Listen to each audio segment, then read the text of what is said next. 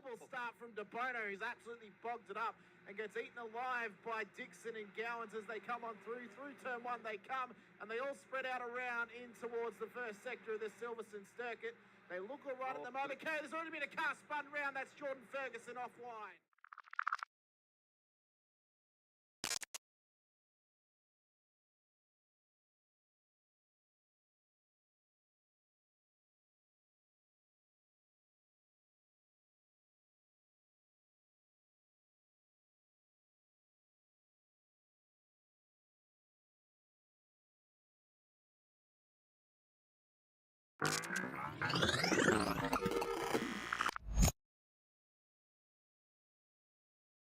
Is green, green, green at Road Atlanta here as well. Faulkner did get away. De Bono is tucked in as well.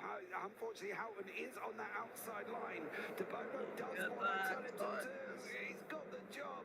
De Bono's overtaken. Now can he get Ben Faulkner? Up through turns for 2 and 3 they go. Round the right-hander, dropping down the hill. Faulkner's out in front. De Bono second. Houghton third. Ratcliffe in fourth. No real dramas going into turn 1. We've always had a few cars. They're all special. The T-Bird. Oh, that's mine. The Combi for when we want to get away. The XR8. It's going to be a classic. They're all insured with Shannon's. We've also got Shannon's home and contents cover, which helps protect our automotive collectibles, tools and memorabilia in the home and garage. If you're motoring enthusiasts like us, it's got to be Shannon's. Shannon's, insurance for motoring enthusiasts. Call 13 46 46 for a quote.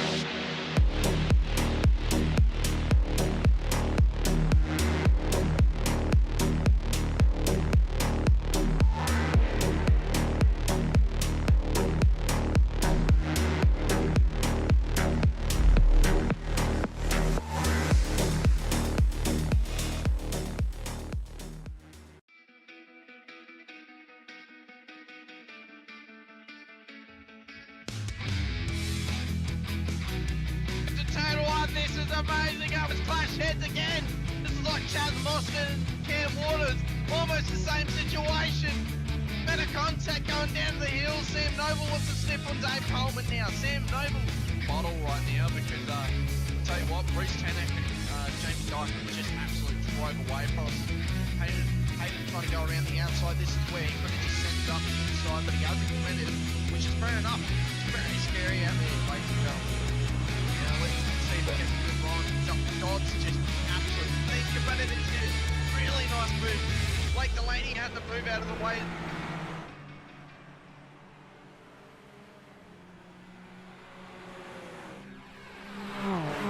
Good evening, good morning, good afternoon, ladies and gentlemen, wherever you may be watching from, and welcome back to SRWtv. And welcome into the Cooler Masters Super Formula Championship for round 7 of season 3 of 2024 out here at Autodromo Nacional de Monza.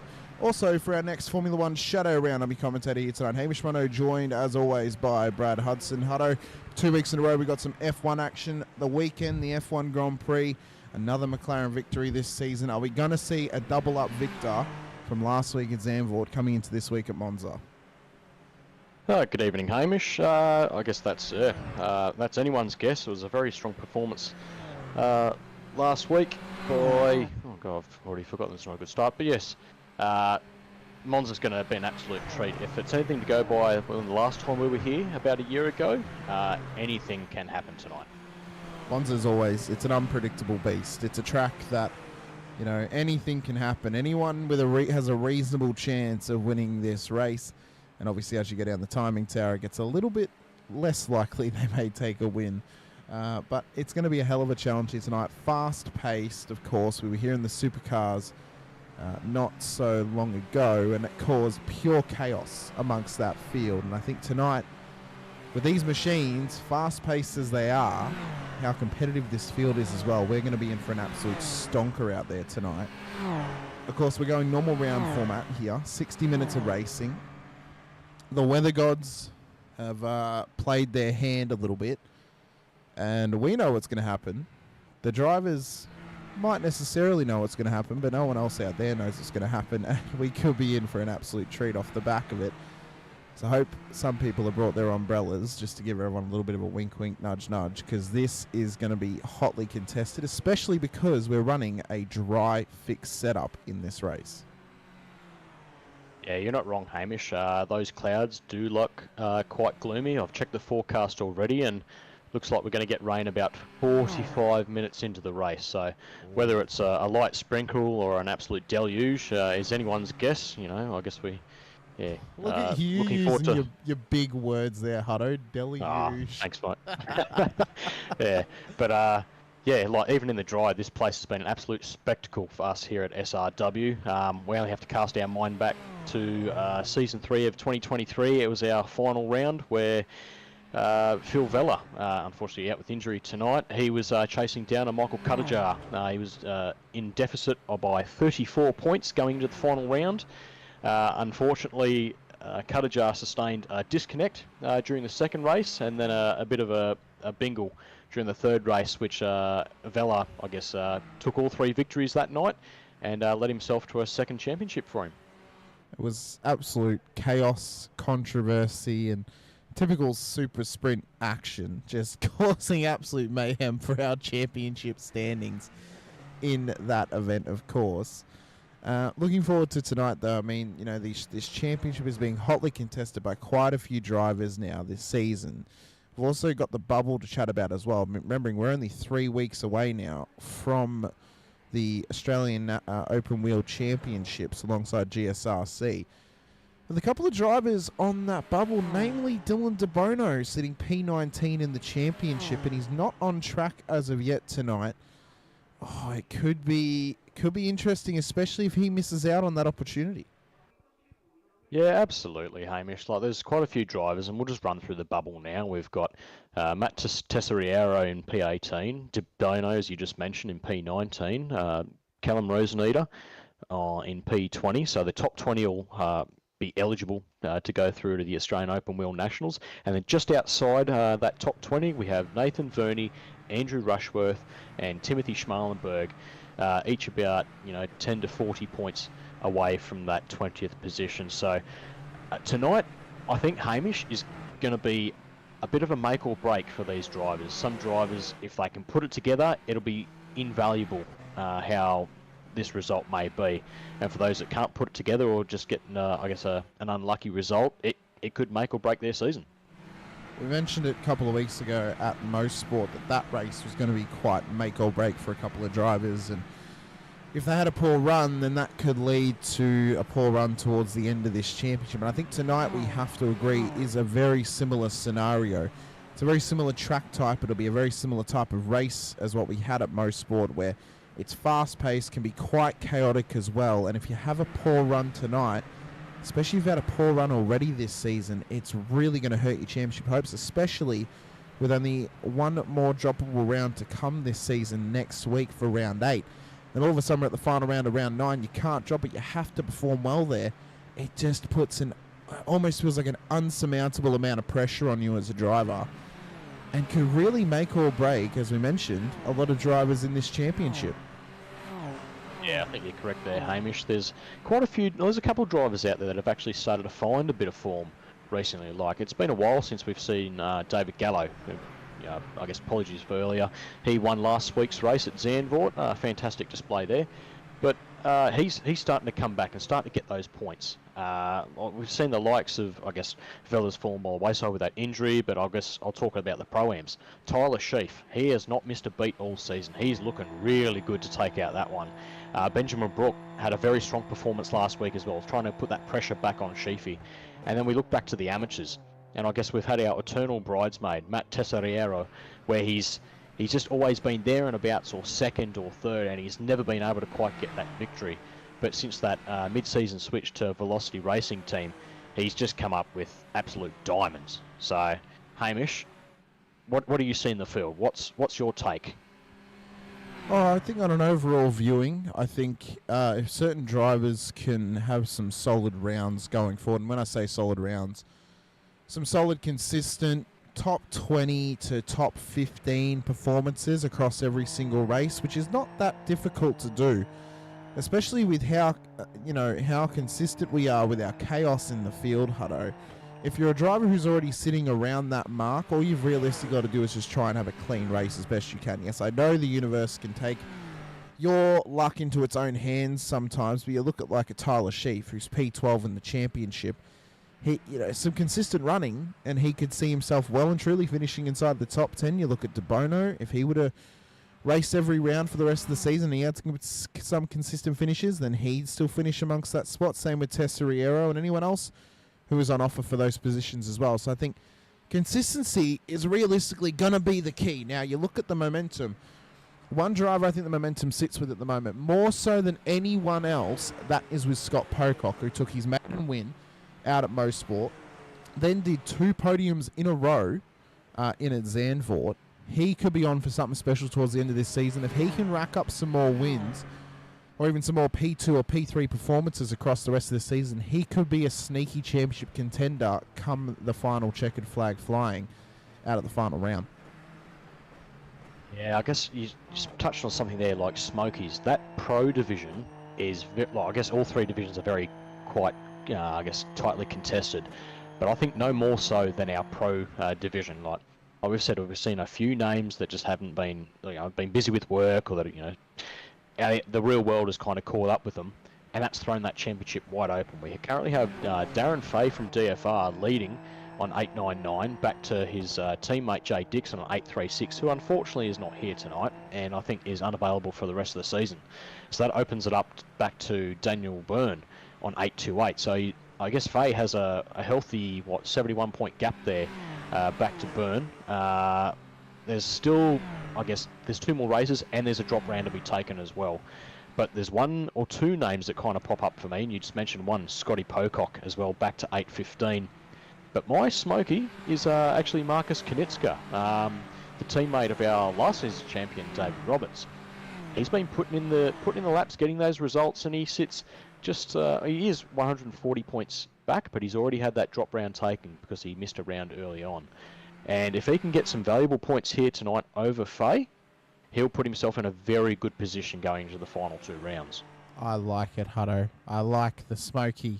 I love a smoky pick.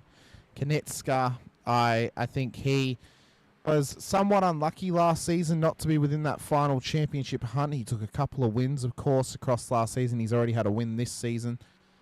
Again, if same like Pocock, if he can just have these strong finishes towards the end of this season, he will be in with a shout. And it only takes 1, 2 poor rounds from Darren Fahey, and all of a sudden, Konitska's in with a shout, and he's in with a proper chance, proper opportunity to win this title. And I mean, all it needs to take for Fahey is, right, he's already probably had 1 poor round this season, and he's having to try and fly the flag solo for DFR. It's a lot of pressure on him. And if he cannot perform if he can't perform in one of the 2 next rounds and in the final round, it's going to be done and dusted for him. Realistically, if he's going to have a drop round, it needs to be tonight or next week. Cannot be in that last round, but he is the favourite at the moment for a reason, because he is leading the championship by so much over P2. But again, we looked at last season, Catalunya, final round. We had 2 picks going into it, De Bono and Gallo. And look who came up with the chocolates, Dave Roberts, because the other 2 had an absolute poor run, got into some moments, and Roberts was there at the end of the day doing what he does best, running consistently, and got himself the championship off the back of his own laurels. He did it perfectly last season. And another thing you touched on there was like the no teammate for Darren Fay, and I think last week we spoke with him, and he talked about having to possibly have a good word with the guys from Carlins. But the thing is, they're both his competitors. They're coming 3rd and 5th at this current time. So it'll be interesting to see how much he may be able to get out of those guys, his former teammates, or whether the Carlins guys are going to be, it's a competition and we want the trophy as well. They might also say to him, we'll help you if you put a Carlins livery on your car. Maybe that'll be part of the deal. Sweeten it up a little bit. Mid-season switch. Yeah. Well, you never know. We've seen very crazy things in these races, especially in round 9. So, look, we've only got 2 more weeks till we get there, and look, it's anyone's guess as to what's going to happen. We can't write the script anymore, Hamish. We've used all the scenarios, I think. Well, I think we have, but I am going to put one more forward for you, but it's in regards to the Pro-Am class. I have got, it feels like a smoky to me, but it may not if you look at the points, just with your race control. 276 car, 276 pit lane start, impeding car 80. Oh, Dave Roberts, our defending champion. There you go. So that's a shame for him. At the moment, we have Danny Davison leading the way in qualifying in pole position with a 142.212. David Gallo, Scott Pocock makes up the top 3. Daniel Byrne, Greg Bradley make up the top 5. It's then Shane Ratcliffe, P1 for the Pro-Ams. Ross Anita, P1 for the amateurs. My smoky, and it feels like a smoky, but the points may lie to me. The smoky for the Pro-Am title is actually Sheafy at the moment. I don't know if it's a smoky or not. Those That's the thing. He's got to have a target on his back, surely. Like, he's just been performing week in, week out. Like, his main goal was to make that top 20, and I don't think he really considered, being at the top of the Pro-Am ladder to really be a thing. His target was just to make that top 20 and make the Australian Open Wheel Nationals. However, he's been racing well enough and keeping himself clean that now he's found himself at the top of the ladder and well within that top 20. So I think he's going to hit that goal and actually make the Australian Open Wheel Nationals. Tick, well done. But now he's got to deal with the pressure of the rest of the field trying to catch him. And look, that's why I think it's a smoky, because he has to deal with that pressure. Hang on for dear life almost. Well, that's the thing. Callan Hodgkinson didn't have a great round last week. Benjamin Brook did have a good round last week, and I think Jason Depp didn't have the best of races either. They're his 3 main competitors. So, look, if Sheafy wins, it'll be like a fantastic job well done. If he can put in, I guess, another fantastic performance tonight, he's got one hand on the cup. Like, if he wins it, it's absolutely well deserved. But to be a smoky, I'm like, the performances don't lie, Hamish. Well, maybe, I don't know, maybe it's a character smoky, we'll say, not necessarily a performance smoky. I don't know, maybe... Like, he's got to back himself, that's the thing, like... look, if I were to win a Pro-Am championship this point of the season, in his position, I think I'd be quite nervous myself as well, but look, he's got to just do what he's been doing all season so far, and just do it again tonight, and, Well, for starters, he has to actually be able to get a lap in qualifying. He hasn't done so just yet. He doesn't even sit on the timing tower at the moment. He crosses the line. Has this lap counted for him? It has. It's only P21. He showed a lot more pace in practice. So maybe he's putting too much pressure on himself right now here in qualifying and just almost needs to go out there and just cut laps. Absolutely, and maybe his teammates could... get in his ear, try and talk him through those sorts of things, because there's quite a few Velocity Racing team drivers out there this evening as well. They're almost... They used to give me absolute jokes for taking over the league that my team races in, and now they've done the exact same thing and started to whitewash the entire field with just their cars out there. I think they've got 6 drivers in this series now, but they've done well to get them to come into their team, but also to actually get these consistent finishes under their belt and trying to grow within the league, which we love to see. We love the team play. Remember Kittens used to have a heap of drivers. They dominated at one point. You look at DFR, you look at Velocity Sim Labs, as well as Carlins now, and even Pace Syndicate. So we love seeing teams out there working together, racing together as well, and just having a good time on a Wednesday night. It's absolutely brilliant. Yeah, spot on, Hamish. Spot on. Well, we got about 3.5 minutes left of qualifying at the moment. Danny Davison currently leads the way by dominant fashion, you have to agree. 141.931, the only person to hit the 41s just yet here in qualifying. David Gallo, the Season 1 of 2024 champion, the final F3 champion we ever had. He currently sits P2 on the road. Scotty Pocock as well. My Smokey for this championship sits P3 at the moment. Doug Gowan's P4. And then Greg Bradley from Andreg makes up the top 5 with Byrne, Johnson, Ratcliffe, Roberts, Konitska making up the top 10. Rosanita, Gerard, Tessariero. Sheaf and Douglas make up the top 15 at this stage in qualifying.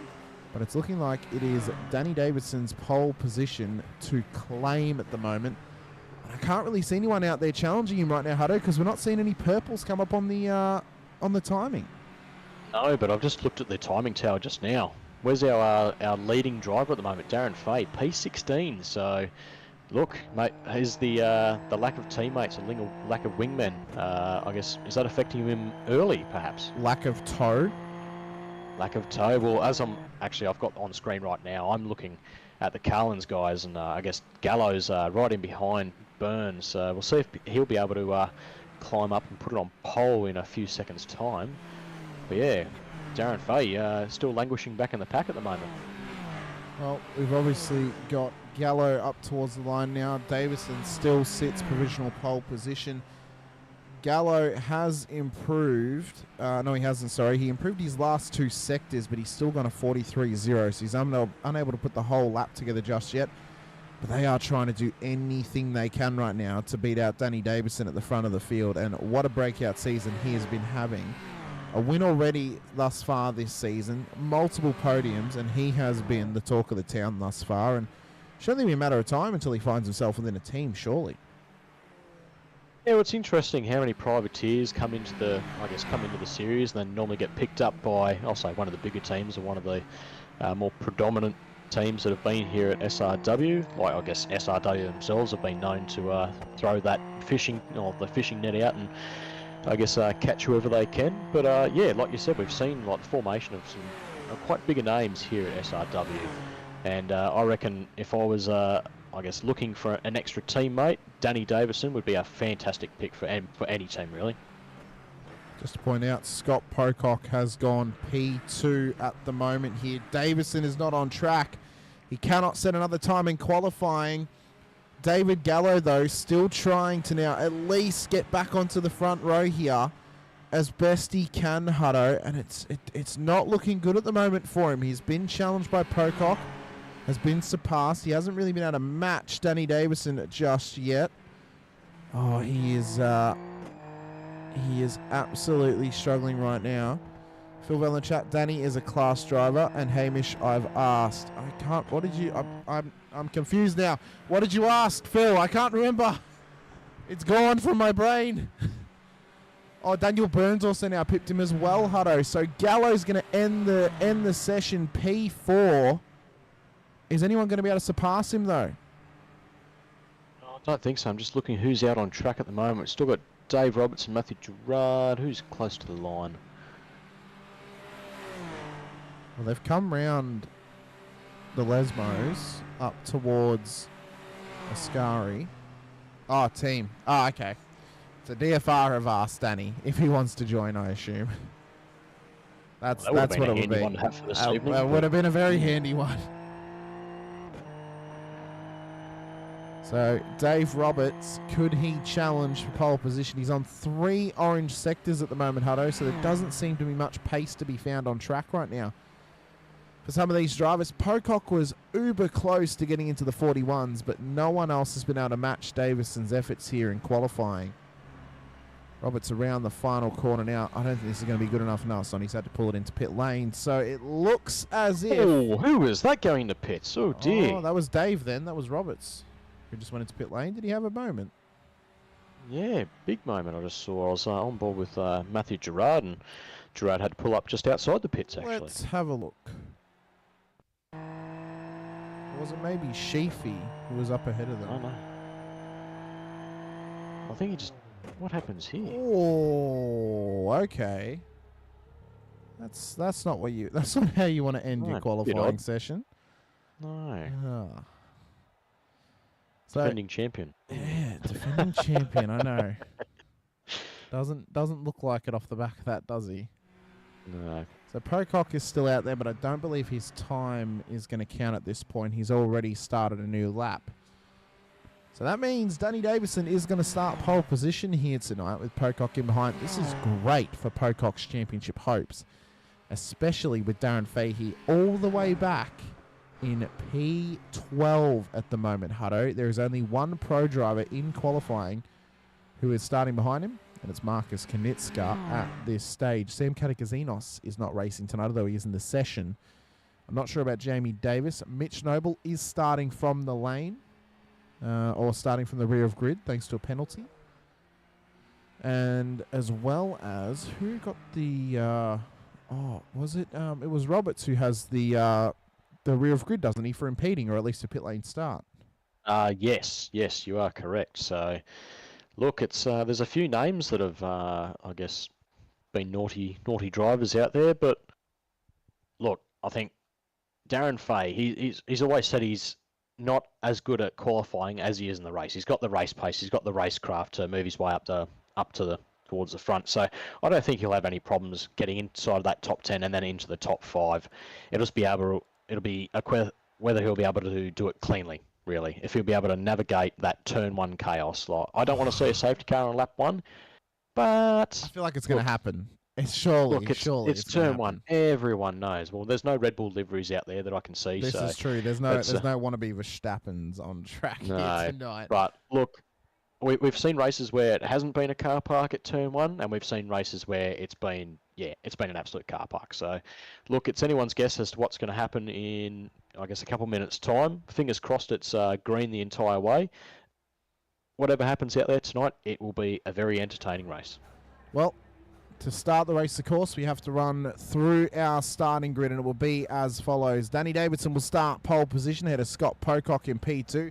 Daniel Byrne and David Gallo will then start P3 and P4 with Doug Gowans and Greg Bradley in behind them. Dave Roberts, Matthew Gerard will then start on the 4th row ahead of Andrew Johnson and Shane Ratcliffe at the back end of the top 10. Of course, Roberts has got the pit lane start, so he will not start inside the 10.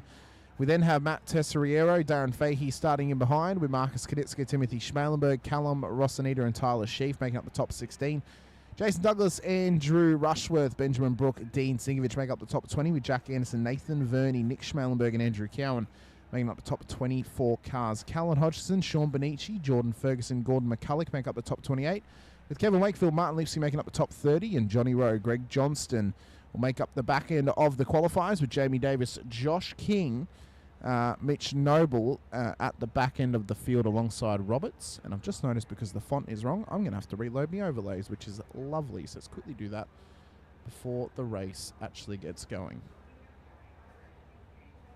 Yeah, a few names that you wrote out there that are towards the back. Don't normally see that, but look, it's still 1 hour of racing, 60 minutes, and like we said, anything can happen, and I'd be keeping one eye on the weather, Hamish, that's for sure.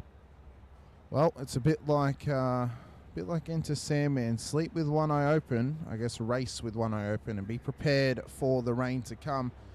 We will not be too far away from this race getting started here, ladies and gentlemen. We'll get our data back up and running very, very shortly here. As everyone's just joining the group, we're just waiting on a couple of drivers at the moment whilst we get all this set up. We're waiting on Ferguson to join the grid. That should be our last one, and Katakazinos. Katakazinos is not racing. Oh, they're gridding up, and we're getting ready to go racing here. Lights will go up in just a moment's time as the revs start to rise here on Wednesday nights. We are green flag running here for Monza. All eyes go towards turn number 1. As everyone rockets their way down the main straight. Is there going to be carnage early on? A bit of movement in the background. All the leaders are through. Oh, who's that that's gone over? Rushworth, I think, is going down the... Oh, no, he's still moving forward. Just a bit of contact. Oh, it looks like we've made it away nice and tidy. Thus far, not too bad. Really could have been a lot worse. Oh, that's massive damage, though. And that's Ratcliffe and Fahey, and Rossonide is involved as well. Fahey's been taken out on the first lap. He's not moving. Surely he can't. That was a massive stack for him. An absolute massive stack for Fahey. And now all eyes have to go towards Scott Pocock and Gallo and Byrne, and even Konitska, who are all involved in this championship battle, Hutto. That's massive. Safety car is, I believe, coming out, if I'm correct. Oh, I wasn't quite tuning in, but Shane Ratcliffe is Shane Ratcliffe is moving again, but did call out for a tow. We'll see what happens with that one.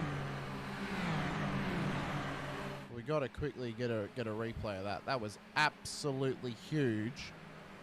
So it was Ratcliffe and Fahey off the race start down through turn 3. So Ratcliffe has the outside line. There's Fahey starting to drift out a little bit wide. Can't really see it through all the cars, and they just overlocked wheels.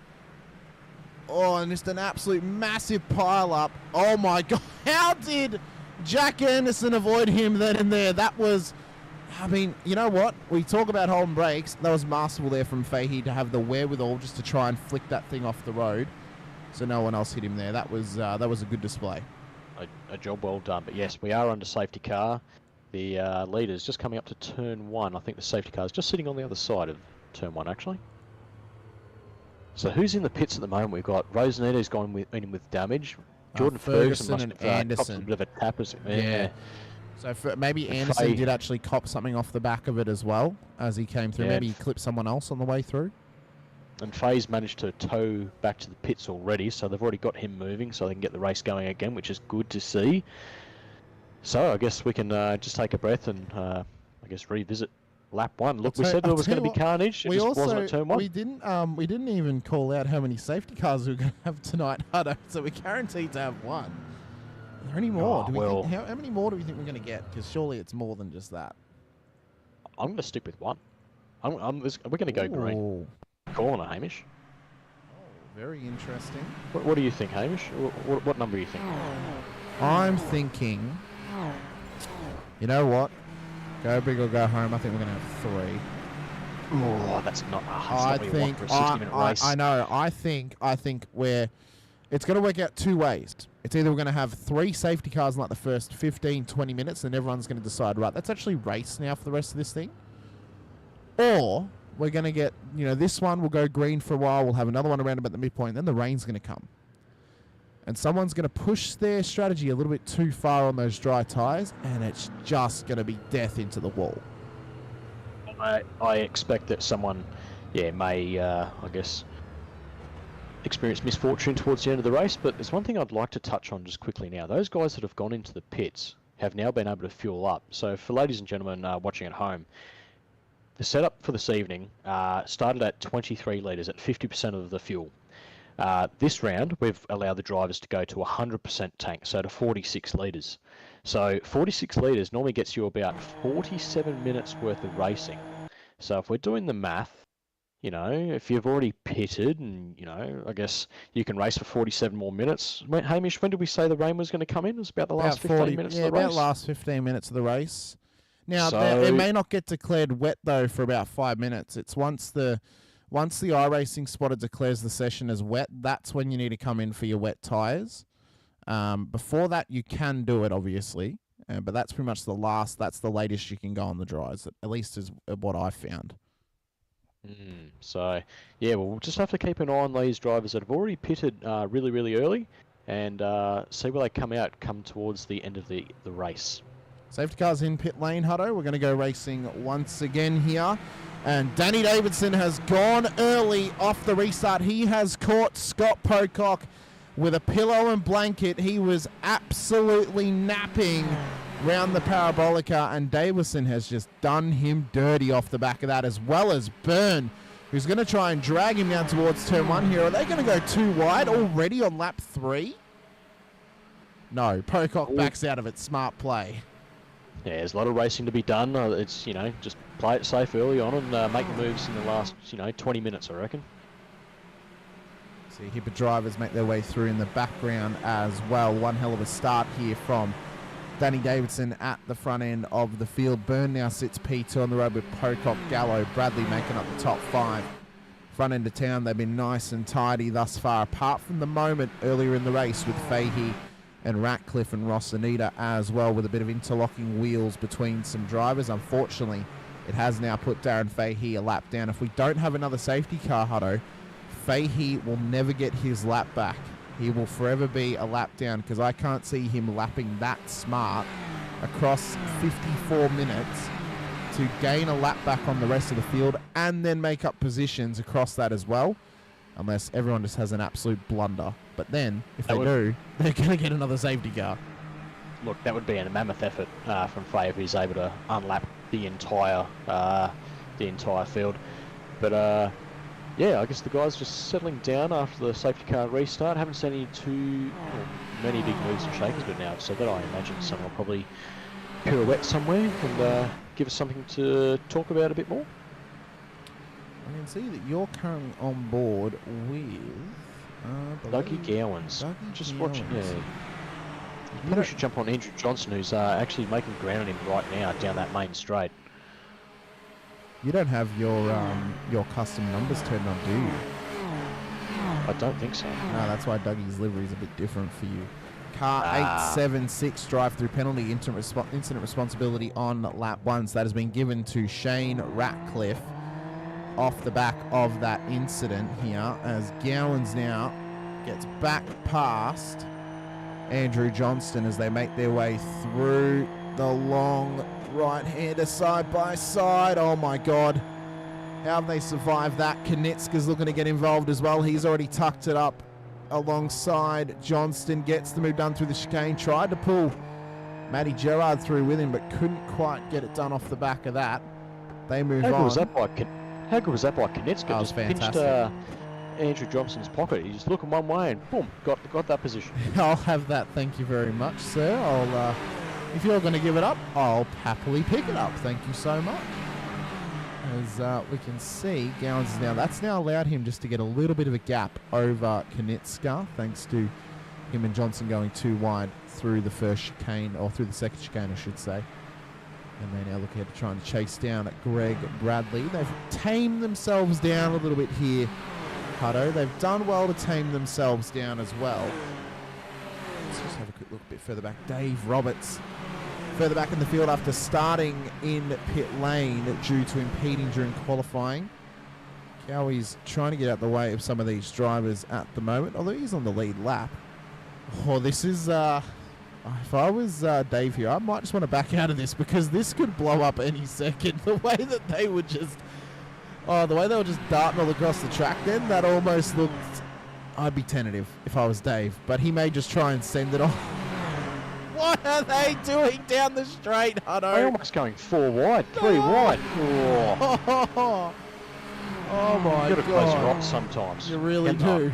You really do. I'm just wincing and waiting for it. It's like a horror movie. I'm waiting for the villain to hop out of the cupboard in this battle. Seems like everyone's gotten around there, unscathed, which is good to see. I'm currently on board Daniel Byrne at the moment. We just saw, probably in that second screen for our viewers, he's made an overtake on Scotty Pocock, and David Gallo was able to ride, I guess, Byrne all the way to the line. Almost made that pass down to turn 1. So expect to see more of the team play coming to effect, Hamish. Yeah, Carlin's notorious for backing up opponents into their teammate, of course, to try and give them somewhat of an advantage and use the team play to their advantage, and fair play to them, of course, Hutto, as well. If you're in a team out there, it's one of the, that's racing. It's one of the strategies and the tactics of racing amongst a team. Because obviously there's no I in team. Everyone has to try and help each other out as best they can. And when you're coming up 1v2 with a competitor, or in some cases 1v3 if you're a DFR, you got to use your teammates as a weapon against your competitors. Now, obviously we don't mean as a destructive weapon where they take them out for you and we have a crash gate scenario, but where you back them up and they then go for an opening to try and get past as well. It's fantastic strategy, and teams that can pull it off, they are the teams that do so well, like the Carlins, like the Velocity Sim Labs, even Pace Syndicate do it as well as DFR. So those teams that can do that, those are the ones that have it pay off for them the best. Although Pocock has now just gotten back around Byrne. Puts the pressure back on Collins now to try and get past. Yeah, like we've said, Byrne and Gal will be able to, I guess, they'll work together and move their way up. As I'm just on board with Byrne as well, as he has a look down into that second lot of chicanes. But the thing is, the more these guys, I guess, keep trading places and fighting with each other, it just allows Danny Davidson just to skip ahead a little while further. He's already picked up, I think, 2/10 this lap already. He has been absolutely flying on these guys. And this now comes down to the smart driver's strategy. Away from the team strategy, the smart driver's strategy. Yes, it's good to try and get past a competitor, to try and battle with a competitor, to help your teammate through.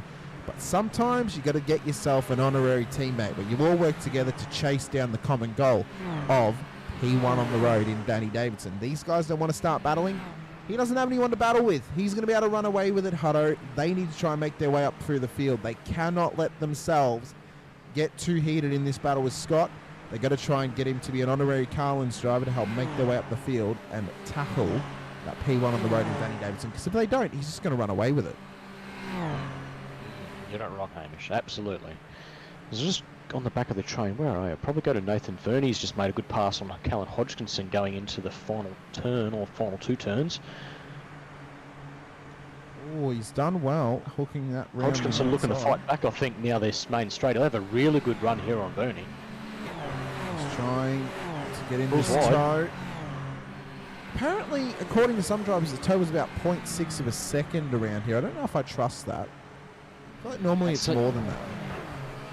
It's huge, isn't it? That's 0.6. That's a lot. Maybe being inside with the 0.6 or the 0.5, but yeah. Look, if you're able to pull back, 0.6 in the toe, that's huge for any driver tonight. I mean, if you could try and get that, I mean, let's look at it. All Byrne, who's now past Pocock again. 1.7 seconds now the gap. If he gains 1.1 seconds back up to Danny Davidson, he's within toe range and he can get rubber banded up onto the back of him as well. Phil Vella, Parabolica on steroids, is anabolic. Phil, just because you're not racing doesn't mean you can pop us with exceptional dad jokes in the chat. Oh, it's good to see. That's what he's been doing with his time now that he's wrecked that ankle. He's just been writing dad jokes for us. Yeah, what else are you supposed to do with your day, Hamish? Of course. This is very true. He probably fixed his rig and did all his housework in about an hour. Looking up and down the timing. Sorry, just quickly. Pocock was still trying to defend this against Byrne. Like, these guys are proper racing right now. They are not playing the smart game right now, Hutto. No, not at all. I guess, like we said, the more they battle... Oh, Pocock's gone back to 4th. Yep, they've both come past him. So, if I was Scotty right now, realistically, you just hook him behind them and you let them drag you forward. You don't try and attack, right, let's just sit behind them, let them attack Daniel for me, and I'll just sneak on through when the opportunity arises. We've got that's the thing, they've got 2 seconds up. Yeah, they've got 2 seconds up to Danny Davidson. He's just been incrementally just working at it. So it'll be now down to the Carlins guys to work together. If Pocock can keep on the back of these 2 guys, I guess, yeah, like you said, you just bide your time and then make it count when it has to. They're also then going to be under pressure from Greg Bradley in behind them as well as Doug Gowans. All these cars in behind are going to get rubber banded onto the back of them if they don't start working to close this gap up to Davison. They cannot expect to get a safety car out of this. They cannot rely on a safety car for this. They have to do it on the track, because if they don't get that safety car and he keeps this gap, they've got no hope of getting up to him. So it's going to be a tough task for them. And you know what? Not only is working together with them very good for their race of swapping and changing the toe and pushing up without battling, it's also going to save them some fuel as well, which is going to work well for their strategy. Yeah, absolutely, Hamish. And it looks like the race is starting to fall into a bit of a rhythm. The drivers are starting to get settled, and we're not seeing anyone, I guess, tumbling down the order just yet. But I guess we had that early safety car, so I think we can start expecting drivers to start pitting around that 25-minute mark throughout this race. You think if they saved under that safety car, even though it was only a lap, they can make it to the half an hour? Possibly, but let's not forget, It's not going to be worth it. The capacity tonight, it's up to 100%. They can take 46 litres on if they wanted to. They won't. They absolutely won't now we've surpassed that 15-minute mark. Look, but they can gas themselves up to go all the way to the end if they wish. That's the thing, Hamish. We're within their window. So the window tonight was from lap 8 through to about lap 28. That'll change a little bit after that first safety car. So, look, they can probably get through to about lap 9 or lap 10, which well, they can start pitting from there, really.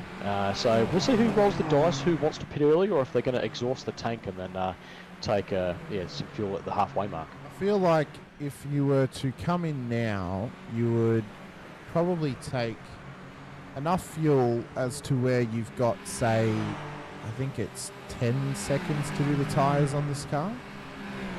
So well, that's assuming you have to take. That's assuming you have to take tyres for the last 14 minutes of the race, perhaps. But look, we've seen the forecast, and the forecast does predict rain about 15 minutes from the end. So we'll see how long these drivers can actually hang on for in the rain before they have to pit at that very last moment. I don't think it'll be 15 minutes. I don't think it's going to be. Even with light showers, these things.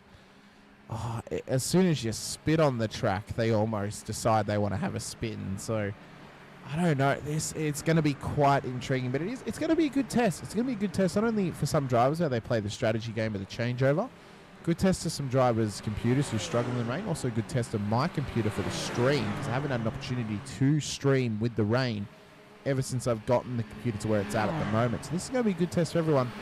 Plus, it's also going to lend us to having some fantastic racing on offer as Monza. I mean, it's known as the home of speed. This was the first ever track that I did a broadcast for SRW. It was TCR's back in season 2 of last year, Hutto. So it's good to be back at this track. And it's always special to come back here, especially for SRW, as well, it's where it all started for me. Yeah, I guess I'm just looking up and down the leaderboard. We've got to look at the early movers and shakers, really. Like, look at Jamie Davis, up 24 positions from where he started. That's a mammoth effort so far, only 15 minutes into the race. But I'd also like to point our attention to this little train of, I guess, Pro-Am drivers. Benjamin Brook, Colin Hodgkinson, Nathan Verdi and Timothy Schmalenberg fighting between P14 to P17. Also, Jace Douglas as well, up ahead of them, as well as Tessiero. I guess, yeah, we're starting to see just a few trains starting to develop, so it'll be about who can save maybe a little bit of fuel and just push a little bit further and take less fuel in that pit stop and possibly leapfrog their opponents come that pit stop period. Tell you what, Matt Tessiero right now is on for a massive points gain over his championship contender, Callum Rosanita. He's just come out of pit lane. He had come into the pits in P31. He's just come out P34. Matt is P12 on the road at the moment and absolutely flying. Even though he has Jace Douglas alongside him here, he's driving incredibly smart. This could be, honestly, if he finishes where he is or does any better, this may even win him the championship. He's been incredible these last few weeks. I think joining that team has just proven the difference, really. And I guess if his nearest rival is all the way down the back, look, you'd be saying he's got to have one hand on the championship trophy like after this race. But look, still a lot of racing to go, Hamish. We've got 41 minutes to go, and I say anything can happen. We've seen it happen before. So let's just talk about the quick scenario here, Hutto. If he wanted to go into the final round where he just has to do a lap and he gets points for last and it wins him the title, how many points is that he'd have to be leading by? Be for what, P1, but he's not realistically going to have his competitor get P1. But it would be you'd have to be leading by 186, so it would encompass the win. So I think the final round is another 60-minute race, so that's 180 points on offer for first place, and then also 5 bonus points for the fastest lap. So if Tessiero can gain a 186 point lead over his competitors heading into the final round or after the drop round is taken, then he's won the championship. However, if he was to, maybe 160 points ahead, he'd only have to turn a lap, and he'd probably be crowned champion as well, Hamish. What's his let's have a quick. I'll just have a quick look here. What's his current lead? Because we could realistically do the maths on this now. Again, he'd have to have a lead- good finish next week as well. So that's the thing. So his current lead is only 9 points on regular points, and then once the drop round's taken, it's back to 8 points. So it's still quite close between Tesseriero and Rosanetta here. But look, tonight will be a huge benefit to him. Okay, so, you know, we're not quite there yet. He'd need an absolute blinder to get this done. Probably have to win and have Callum finish last for him to even have a hope in hell of doing that. But this big chunk of points, and next week if he were to get a big chunk of points, would just make life so much easier, so much more stress-free. Going into the final round, it would put all the pressure on Rosanita to perform in that final round and have Tesseriero have a poor run at round 9. Yeah, look, we've seen, I guess, both drivers deal with leading their respective classes throughout this season, and I guess Tesseriero has been able to prove he's been capable of it. I guess Rosanita has felt pressure as well. He joined us in the Combox one after, I think it was round 5, probably at Mosport. But look, both drivers are more than capable of being able to hang on, and I think Callum Rosanita has probably pitted early to probably try and gain some time back towards the end of the race. I think. Well, that's my thinking anyway. So you think come in, get some track? Well, he's only taken a 5-second stop, so. So he's only just done a splash and Oh, dash. wait a minute! Matt's hit the wall. You're kidding. I'm not. He's hit the wall. He's still going. He's still got his wing, but he's dropped a heap of spots. Have we just put the Moz on him? Oh, perhaps. What's happened here? Has he just run wide? Yep. Oh, yeah. Oh. The grass. How in the hell Oh, has he only that rear backed it in? How has he only backed it in? So it's a bit bent. Ah, she'll be right. It's still on the car. Oh, well, I guess if you're yeah, he's coming to pit now. There we go. He'll go get that fixed and take whatever fuel he needs to get through to that weather period. So, yeah, I guess we'll see where he comes out. I think if he what if I put him down for about a 40-second pit? So he probably still will come back out in front of Callum Rosanita. It'll be interesting to see what happens here, Hamish. Yeah, Rosen is only just coming up to Ascari now, so he should well and truly come out ahead of him, as Dean Sinkovich has now had an incident as well. But he is back on track. What's happened to Dean? Is it another Spinovich scenario here? He's alongside Cowie down towards turn number 1. It was exactly what it was. Classic Spinovich. We don't get a vintage Spinovich every now and again, you know. And it doesn't happen too often, Hutto. Normally it's more spectacular than that from Dean. Yeah, I guess well, the Spinovich brothers, Steve's known for just, you know, self-spinning, and Dean, I guess, yeah, has the, I guess, more spectacular spins, shall we say. We've got Martin Lipsky and Kevin Wakefield having a battle at the moment. Back end of the top 30. They're currently between P24 and 23, respectively, for each other. When does Danny start hitting lapped cars? So Darren, or do you mean Danny Davidson? So Darren Fahey will quickly update everyone.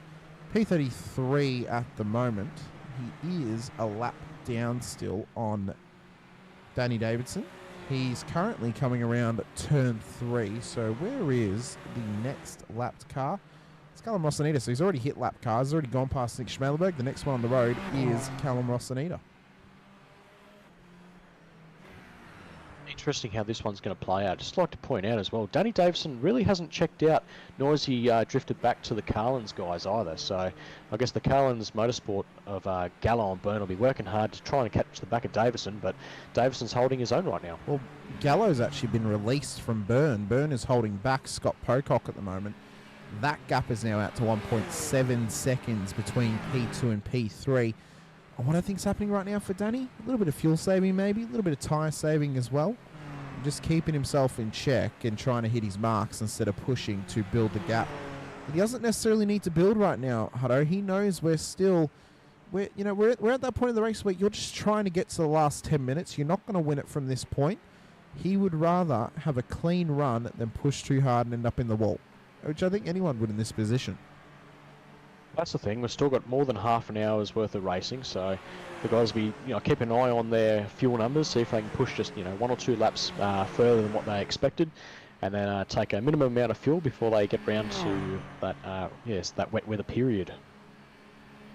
It has just started lap 15, 25 3/4 minutes into this race. Scott Pocock continues to be hounded by the Carlins boys and gets back past Daniel Byrne now. Doug Gowns has now managed to get past Greg Bradley as well. And behind, Marcus Knitska still lurks. Andrew Johnston comes through turn 2, still in P8 on the road. Matty Gerard inside the top 10 and leading the Pro-Ams. Jamie Davis 25 positions up from the back end of the field into the top 10. He's really starting to come into his own here in the Super Formula Lights, Hutto. He's done well to get up to pace and get comfortable. And then Tyler Sheaf, P2 on the road for the Pro-Ams, P11 in the overall standings. And again, this is a solid chunk of points for Sheaf if he can hold this together. Hamish, Sheafy's done fantastically this whole season, and again, he's proving he can hold his own. So, look, if he has another solid performance again tonight, he'd have to be the favourite going into the final 2 rounds, I think. Josh King's parked up at the exit of turn. Oh, what's that? Yeah, turn 2. Turn 1, turn 2. He is going again, which is good for him. What's happened though down at turn 1 to put him off the track? On the outside of turn 2, he looks to be all on his own. Oh, way too much speed into there, son. Just cooked it. Just off the fence. Ooh. Jeez. How has he no done damage, that? almost missing a wing. I know. How has he done that? Nathan Verney's then also had a moment as well, but he's kept going at this stage. Somehow they're avoiding the wall right now, Hutto. There's some minor contacts that have been happening, but nothing ultra major since that first lap as Brooke and Douglas continue this scrap that we saw around about, I want to say 10 laps ago. They're still at it right now for P12. They are not giving up. Well, that's the thing. We're seeing these drivers have these little battles in their trains and then just using the slipstream to try and get past their opponent. But then they're facing their opponent, then having the slipstream on the very next straight. So, look, this is very entertaining racing. This is classic Monza action right now, Hutto. Not letting your competitor run away, staying amongst the battle at the moment, and just trying to work together as Brooks looking for it again. Brooks shutting up. He is. Oh, is he going to... Oh, they go side by side. It's okay for now, but look, Roberts is lurking. Roberts is like, keep going, guys. Keep fighting. I'm here to pick up the pieces when you're ready. How have they just made it through there like that? That's 2 chicanes in a row they've gone through side by side and somehow come out the other side unscathed. Are they going to do the same down here at Ascari as they come down the back? That's a lot of trust and good racing between those two. This is some phenomenal racing. Great racecraft from both of them as well. Plenty of racing room given. At least as much as you could reasonably give through these corners. Still going side by side. They're still doing it. This is some awesome racing from Brooke and Douglas. And Roberts will be licking his lips now. He's got a fantastic run on these two guys, but short. Oh, as they go 3 wide. Oh my God, down to the parabolic and 3 wide. Roberts on the inside of Brooke. Oh, there's contact with him! Massive moment off the parabolic car. They're at the end of the straight. They're going to need a tow for sure. Oh, that's a big one. So I reckon we'll see a few guys jump into the pits now. They're just there having a little cuddle at the moment, Hutto. That was huge. Oh, it's not what you want to see. That was fantastic racing, but look, accidents happen, and he just came over a little bit too early, didn't he? Oh, I wonder if they're far enough off the track if safety car, race control. They're right at the ambulance, so it's not like they have to get towed very far. Safety car has been deployed. Very interesting. Very interesting. I think we're going to see the safety car. Oh, sorry, the pit lane get very, very busy in a sec. I agree with you, as Verney, Sinkovich, Johnston, Lipsky, and Wakefield now all into pit lane. And what has this done? This has now chopped down Danny Davidson's 3-second gap to absolutely nothing right now. But I expect him to come straight into pit lane, as well as Gallo and Pocock and Byrne. Does this Does this, in fact, actually support those who've come in earlier? Does this actually help them now? I guess it really depends if the cars are slowing down on that safety car call. Look, I guess the cars are supposed to be going at race pace to try and get back to the pits, but if some of them have, checked up a little to try and save a bit of fuel, that really hampers the cars behind them. But I think everyone's still going at a fair pace, so I wouldn't expect too much movement from the field, actually. We saw Rosanita not come into pit lane. Now, he should not get picked up by the safety car because he is not the leader. A lot of other cars have now come out of pit lane ahead of him at this stage in time. So I think the only car we may not see come in is probably Timothy Schmallenberg. He pitted on lap 14, but he's still a mile away. He's only entering the last set of chicanes just now. So it'll be interesting to see if he can profit, but I think the cars are far enough ahead that Timothy will probably stay in about P16, I think. Or So, if not, he'll leapfrog Cowan and Ferguson. yeah, Cowie hasn't come in just yet. Ferguson needs to. He came in on lap 1. Anderson, he came in on lap 6. Maybe with a little bit of fuel saving, he can make it to the wet weather area. Same for Noble. Same for Rosanita, who came in on lap 8. So, Oh, sorry. No, Ferguson, because he pitted lap 1, he might have taken a full tank of fuel. So he's in a very good position as well. well, his stop was 6.55 seconds. I don't think that's a full fill. No, they've definitely taken, I guess, a portion of fuel. But I guess, yeah, we'll wait and see as we get towards the end of the race whether people have overfilled, underfilled, or how much fuel they're going to do. I guess drivers will be scrambling right now to figure out how much they have to take. But in saying that, we were right on the edge of the pit window as well, Hamish. So it's probably good timing that the safety car's been called now for, I guess, for all drivers. Probably came at a perfect time. And I know we talk about how you get to the last 10 minutes, you want a safety car to bunch the field up. We don't want that tonight because that'll almost ruin the possibilities of drivers pushing. Yes. Yeah, it'll ruin them pushing the limits.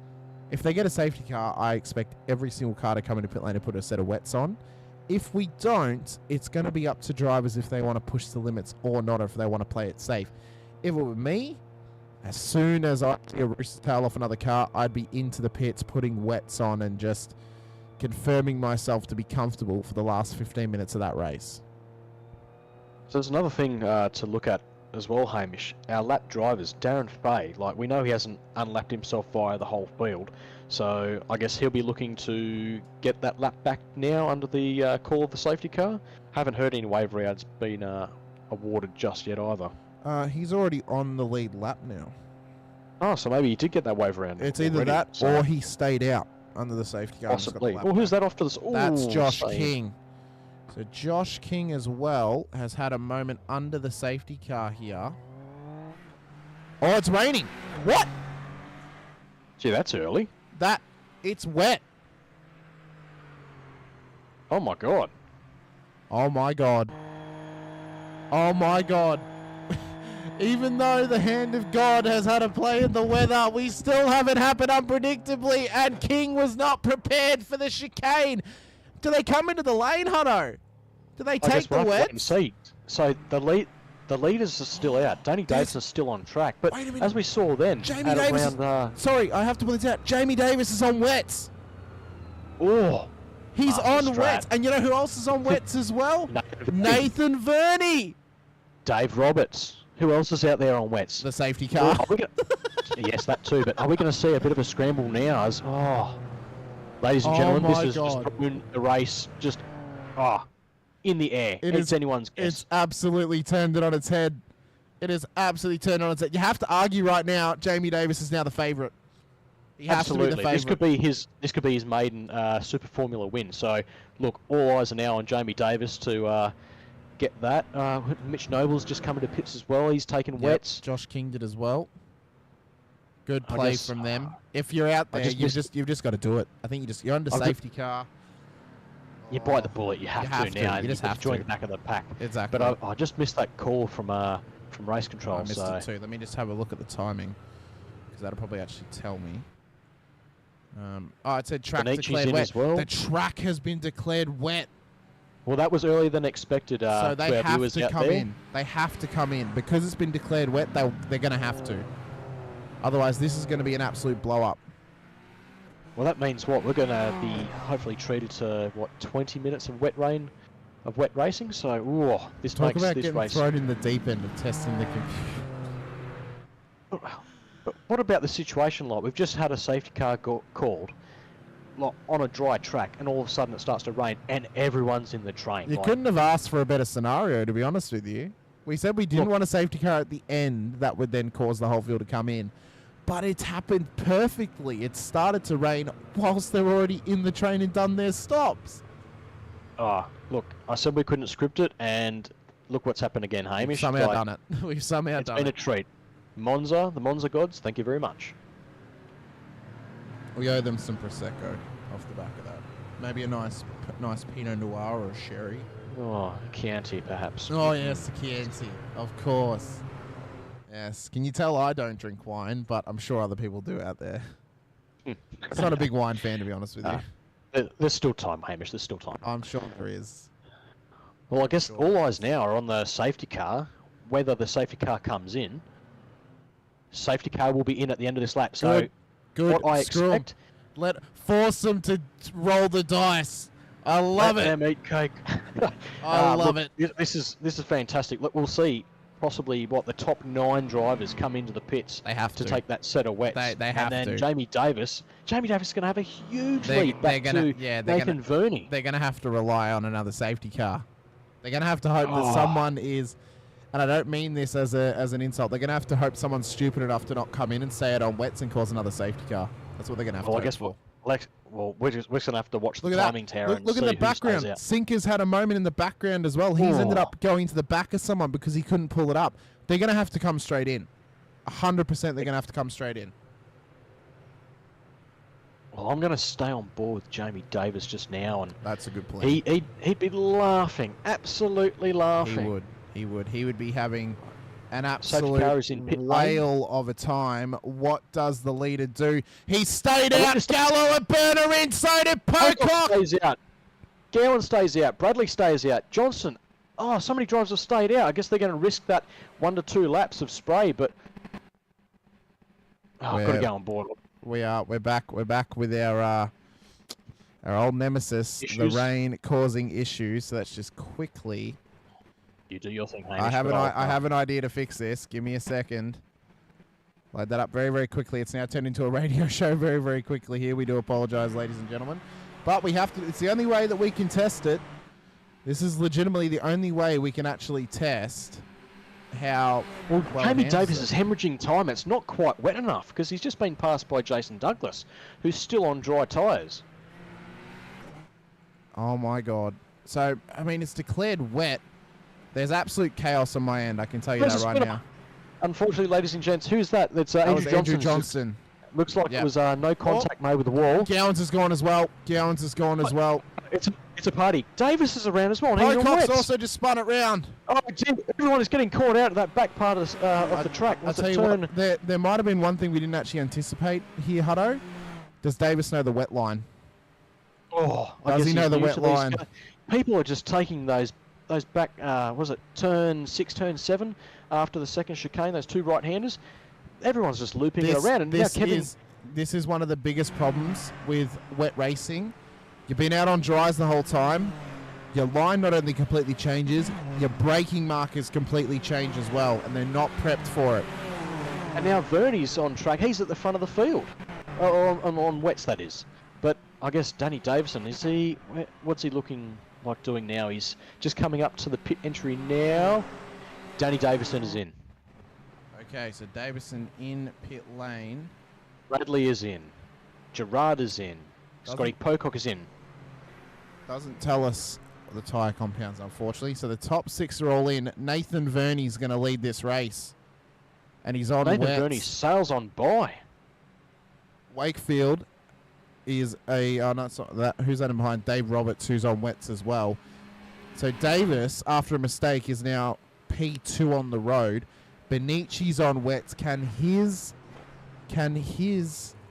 system, his PC, hold up in the rain? Because if it does, it'll be a miraculous podium finish. Jason Douglas is still on dries.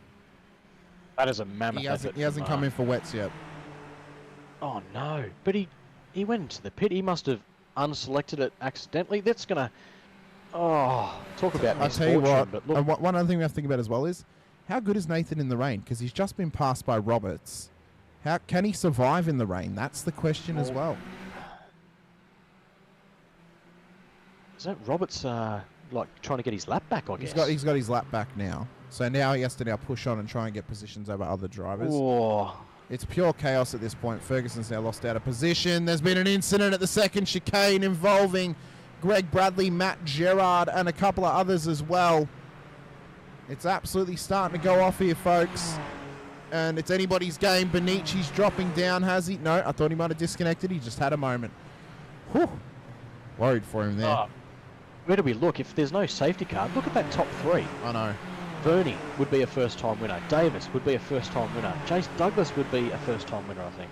And also, good old David Gallo just hanging out at the front of the field. The Carlins Motorsport boys would be actually licking their lips. They'd be, I guess, hoping to press on up early. They are putting the pressure on Douglas. Douglas, who's still on dries. Oh, no, this is going to be this is going to be a massacre. Oh, my God. People are getting mugged left, right, and centre. Yeah, they're trying to get round Douglas, who's still on the dries. He hasn't thought to come in yet to put the wets on. Noble's up there as well. Douglas is just dropping like an absolute wet ant right now. Noble's run it wide. Oh, my God. Got it right, Mick. It is tiptoe time for sure. Douglas has now brought it in. Douglas in again. I think Lipsky is also on the dries. He is, so he now has to try and bring this thing into pit lane. Schmalenberg's had a moment as well, that being Tim. He spun it round off the parabolica. It's pure chaos. It is pure chaos. Like I was saying, got caught up in people checking up under safety car. 9 minutes of repairs, unfortunate there, Jack. That's some of the problems with the safety cars, drivers checking up and others not being prepared, obviously, on the dry tyres and stuff like that. It's unfortunate. You just get caught up in a moment. And Vernie is, oh my God. It might not be long till Davis actually gets him because he is struggling in the wet. I don't think he's done much practice at all, Hutto. Yeah, that's unfortunate to see, but look, this race has delivered. We said it was going to be wet. We didn't expect it to be this wet this early. But we've been, I guess, given an early Christmas present, and Monza has delivered once again. Was it maybe that when you said it with 15 minutes to go, it was declared wet with 15 minutes to go? Oh, perhaps, but like, look, I saw the forecast, and it Daniel said... Burns spun it round, sorry to interrupt. Sheafy's also gone off as well. Car 276, drive-through penalty, instant responsibility, lap 16. That is going the way of Dave Roberts. So he's about to go a lap down once again, as Jason Douglas has also now spun it round on the second chicane here. Oh, they're going off everywhere right now, Hutto. It's ridiculous. Oh, we said Davison went in and got a second set of wets, didn't?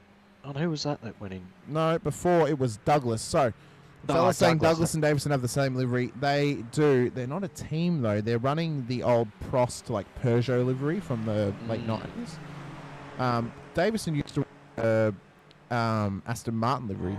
And it was good because no one else was running it. And now he's rocked up this week. Both him and Douglas have it on the car, so we have to be ultra vigilant. Jack is saying, I'll be coming back out after repairs. I came for the rain, and I'll be damned if I don't drive it. Wonderful to hear. That's the attitude we like to see. As Davis is closing in on Vernie very quickly now. Vernie is struggling in the rain right now. We need to watch his line. Keep an eye on if he's trying to run the dry line or if he's on the wet line. Remembering, if you guys aren't aware what the wet line is, for whatever reason, you do not want to drive on the apex of corners. You want to try and run the outside of corners. Now, one of the hardest parts of this track is the chicanes. It makes it even worse in the wet. Yeah, he is. He's having to try and cross the corners. That's going to be a struggle if it gets any heavier, Hutto, because it's going to start to pull up and drivers are just going to go off. And Davis has got a good run on Vernie just now. Can they both navigate around that?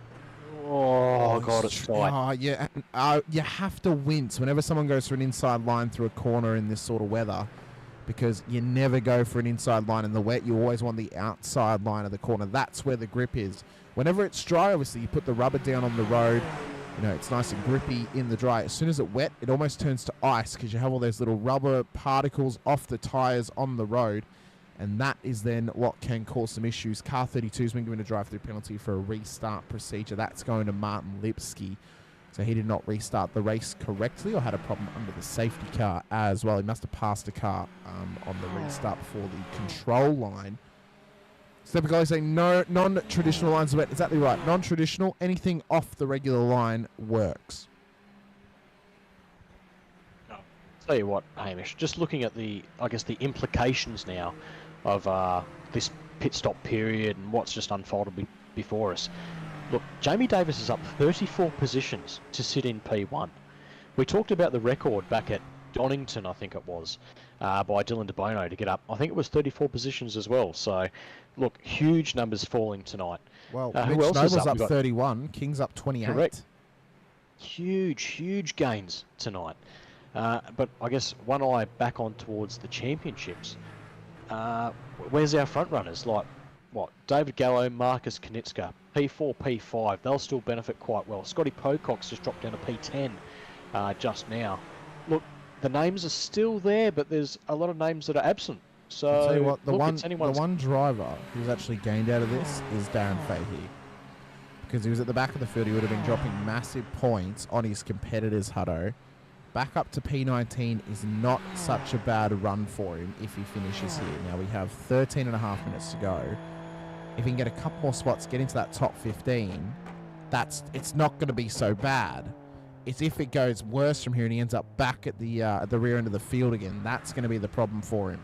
But he has been strong in these rain races before, so I expect some big things out of him here tonight now that we have got the moisture on the track.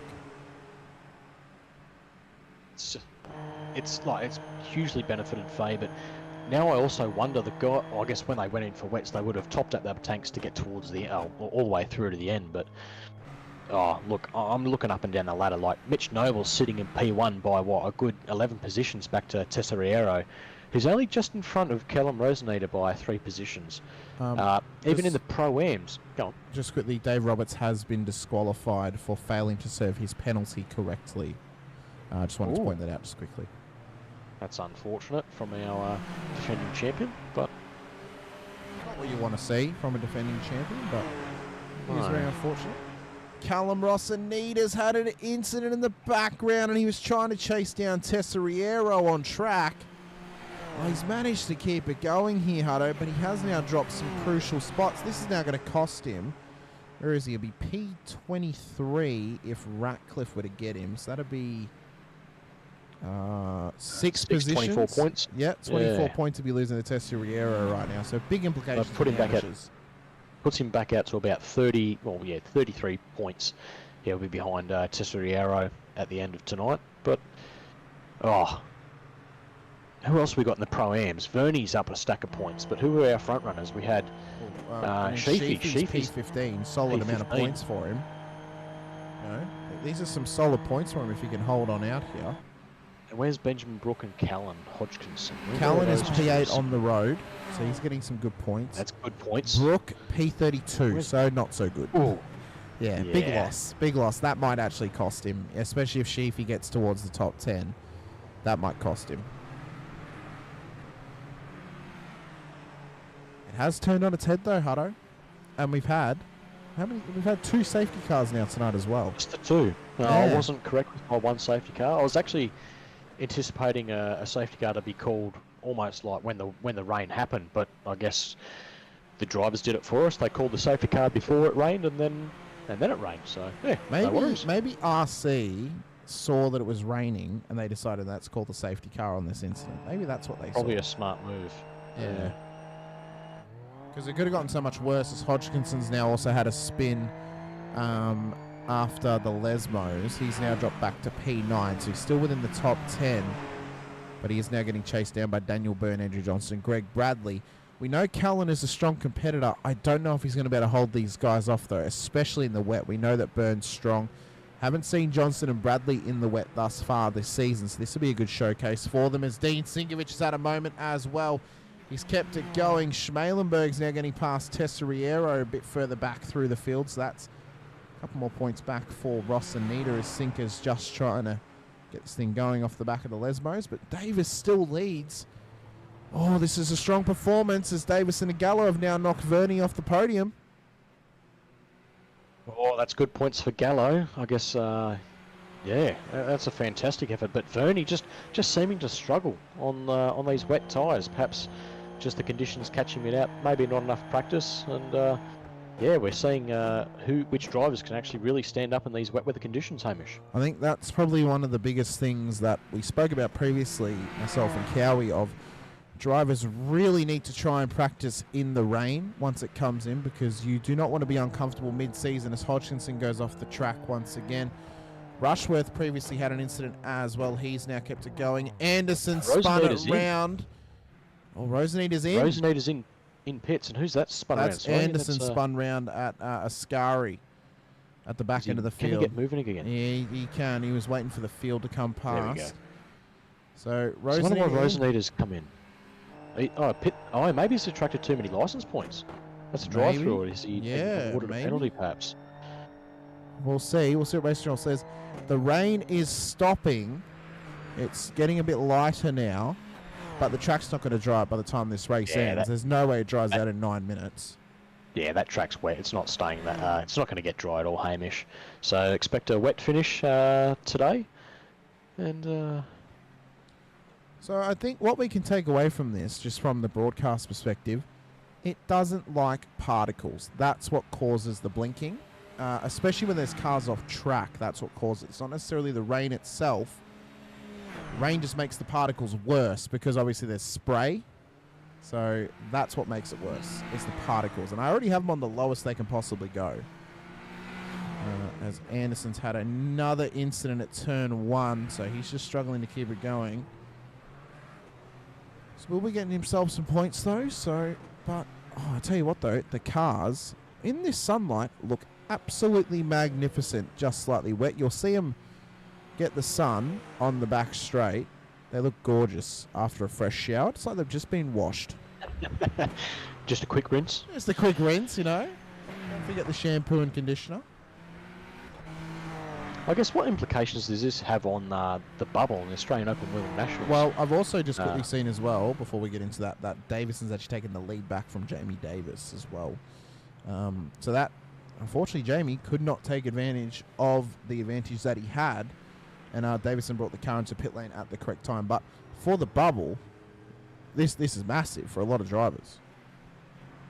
So let's just run through the, I guess, 18th, 19th and 20th. So Tesoriero, De Bono, Rosenita. Tesoriero will get decent amount of points. De Bono's not here, the king of the wet, and Rosenita. They just dropped down just before. Vernie, good amount of points if he can stay at the top. Where are we? Andrew Rushworth currently sits in... Oh, where are we? Looking up and down the leaderboard. P21, but he's just had a moment as well at turn 1. Oh my God, he's nearly killed Matt Tesoriero. How in the hell did he pull that thing up? I mean, he did have a spin, but how did he pull that thing up without absolutely murdering the rear end of Tesoriero there? I have no idea how he's pulled that off, but somehow he has. Yeah, I guess we're just going to have to wait until these guys finish, because these guys are still spinning. Chase Douglas has spun it round. Oh, has he not done much practice in the wet? Doesn't seem like it. But in saying that, it only takes one minor lapse of concentration, or just hit an apex, or just throw yourself offline, and all that good work you've done in the last 15 minutes is all gone. Yeah, oh no, Ferguson's had a big one. He's dropping spots. What has happened to him? There goes Schmalenberg in the background as well. So they're still struggling here in the wet hut. I mean, we love seeing them struggle, but he's run that inside line, and the thing's just had a slow spin. So that corner there, incredibly slippery right now at the first Lesmo. That's now caused Ferguson to drop positions back, as Wakefield's now going slow as well. So a lot of these drivers getting caught out by the rain here, and we gave him pre-warning, Hutto, get your rain practice in. It's going to be wet at some point. Just mention, Tyler Sheep's just dropped another position now to Josh King, actually on the main straight. But as I was on board with King, all he could see was just a wall of spray sitting behind Tyler Sheep. So difficult conditions for the drivers this evening. Apparently Fahey had a crash, but he's kept on going, so it must have just been pull it up and avoid someone maybe. Because I don't think it was a big one. He didn't drop any spots. No. Oh, but Well, Faye's done fantastically to pull himself back up to P13, hasn't he? well, he started P12, so he's pretty much back to where he started. Don't forget, he went a lap down He very did. early on in the piece, and then was He able did. to, I guess, get that lap back, work his way back through the field. So, look, the championship's definitely not over for Mr. Darren Fay. Full Vela in the chat, the SFL doesn't give you a lot of rear-end field, challenging to read it in the wet. Well, maybe these guys need to go to a literature class to maybe learn up on it a little bit. No, I'm joking, of course. It's a struggle for sure. I mean, this thing's hard enough to read in the dry when you're trying to stop a slow spin. So that can be a struggle in itself. Matt Gerard has now also taken the lead of the Pro-Am class over Nathan Verney. So the driver, or one of the drivers who we thought was going to have a big advantage in this wet weather once we realised he was on the wets under the safety car, he's only gone backwards here. So he's obviously not too confident racing in the rain, especially around this track. But I mean, it's a tough track to go to when it is wet, Hutto, because trying to get that outside line, trying to stay off apexes is almost impossible for a lot of these corners. Well, that's the thing, those chicanes, like, you have to cross that dry line at some stage to just to get around those two corners. We see, I guess, Lipsky letting Davison go there. I was just watching Gallo curb hop over a few of those big bumps. But yeah, I guess like you're having to cross that dry line like twice through those chicanes, and there's 3 sets of chicanes on this track. Very tricky, I guess, navigation from all these drivers. Well, there's a car parked up on the side of the road. Who is that? That right there is Andrew Rushworth. Well, it won't be a safety car because we're well within that 5 minutes or the 10 minutes in which a safety car can be called. So it's going to be a race to the finish, Hamish. That is what it seems. Oh, so Schmalenberg had the spin up ahead. Oh, didn't hold the brakes. Oh, no. And then Rushworth, who's just trying to get back, has then got broken steering off it and can't possibly get it back to pits in the wet with a car like that.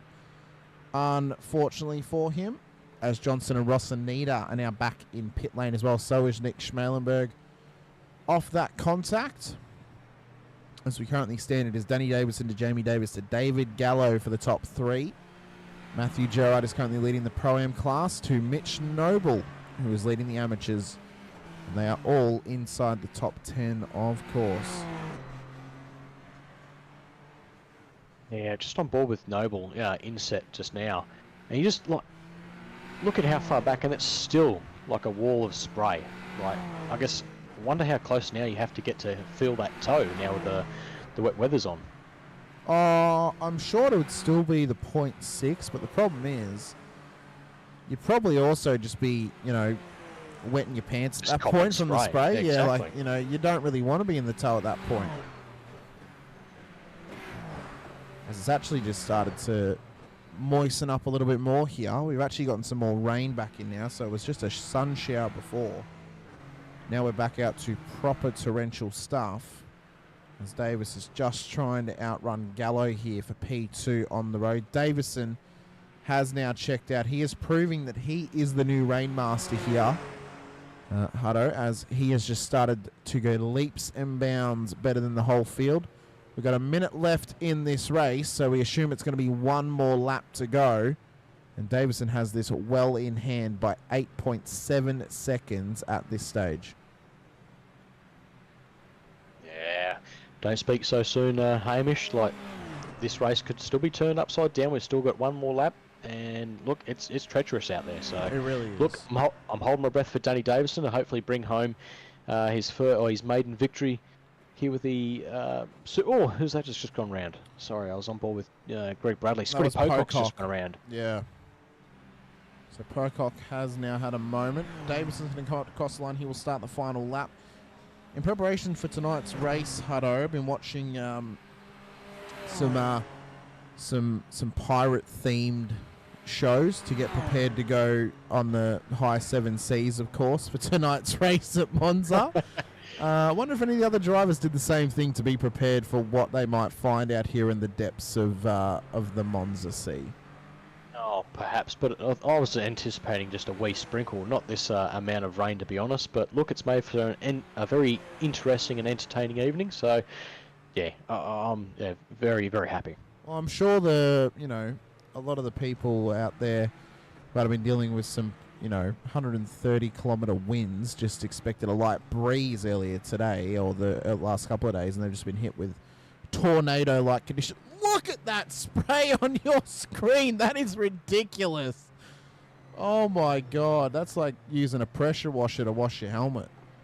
Yeah, that was on board with Jason Douglas coming up to the back of Shane Ratcliffe, and just in front of him now is Dean Sinkovich. So, someone's just gone around. Who was that? Was that Kevy Wake?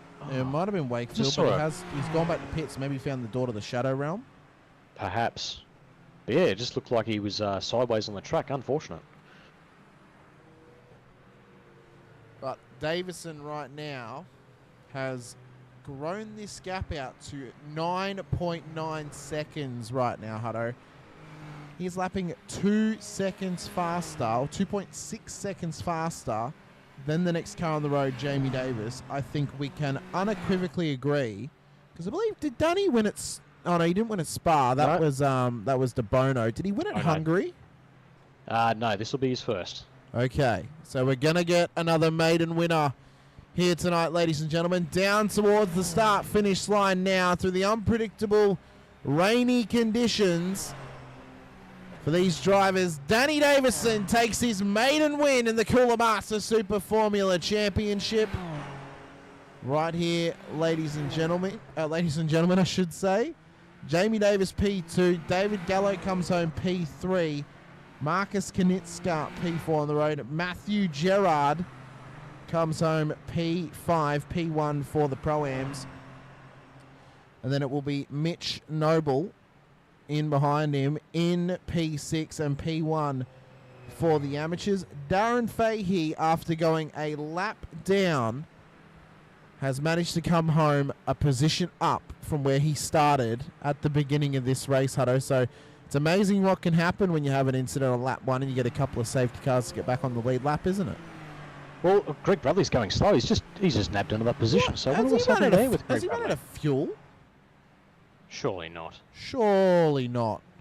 Maybe he just went a bit slow on that on the exit. Who knows? But look, that was a fantastic race. I wasn't expecting the rain to be, so treacherous so early. I knew the rain was coming, but look, that was amazing, Hamish. That was fantastic. Unbelievable to get the rain back here out at Monza, ladies and gentlemen. Treacherous as ever, proving that if you don't remember your beach towel or your brolly, you're going to be left out to dry in this wet weather here in SRW. It just seems to find a way to produce some magic, produce some chaos, and always just feel like a treacherous journey around a racetrack, doesn't it? It never feels safe when these guys go racing in the rain, but I absolutely love it because it creates some monumental moments and some monumental opportunities for drivers to gain big points in this championship and completely flip it on its head. And we think it's going to go one way, it goes a complete other direction. Well, it was the unpredictability, wasn't it, Hamish? So, look, we've had an absolute treat, and I reckon it's surely time for some interviews if the guys are ready just now. We have to wait for them to hop in just a moment's time. Provisional race results, so on your screen now for round number 7 here of the Cooler Master Super Formula Championship, as well as our next round of the F1 Shadow Series. Danny Davidson comes home P1 ahead of Team SRW Motorsports' Jamie Davis in P2, with Carlin's Motorsports' David Gallo P3 on the road. Marcus Knitska will then come home P4, with P1 on the road for the Pro-Ams, Matthew Gerard of Velocity Sim Labs in P5. He'll then finish ahead of P1 for the amateurs and Team SRW Motorsports, Mitch Noble in P6. Nathan Verney for Locked On Lads Racing out of P7. Daniel Byrne of Carlin's Motorsport P8. Scott Pocock of Red Rocket Racing in P9. And Darren Fahey of Downforce Racing making up the top 10. Ahead of Greg Bradley and Andrew Johnston of Andreg. Callan Hodgson of Blackwood OPR P13. Timothy Schmalenberg of JWM Simsport in P14. Then Tyler Sheaf of Velocity Racing Team will make up the top 15. Ahead of Sean Benici, Matt Tessariero, Dougie Gowans, Jace Douglas in behind, as well as Shane Ratcliffe, Gordon McCulloch, Jordan Ferguson Dean Sinkovich out there. Benjamin Brook, Nick Schmalenberg makes up the top 25. Greg Johnson, Josh King, Martin Lipsky, Johnny Rowe, Andrew Cowan, Callum Rosanita, Andrew Rushworth, Jack Anderson, Kevin Wakefield, Dave Roberts. Unfortunately, he has been disqualified from this race. So Wakefield will be the last driver on the lead lap off the back of that. All right. Who have we got in there, Hutto? We got Danny Davidson. We got Matty Gerard. We'll wait for our amateur winner in Mitch Noble. Whilst we bring up some B-roll for us to keep an eye on. We'll go a bit further back when it's a bit drier out there and we get a nicer view of these cars, I reckon.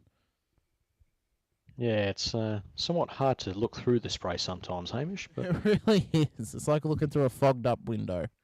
well, I couldn't imagine what the drivers were going through, to be honest, following other cars up and down those straights. The amount of spray that's thrown off the back of these cars is immense. It's ridiculous. It is absolutely ridiculous sometimes. We'll find Mr. Noble. There he is. All right.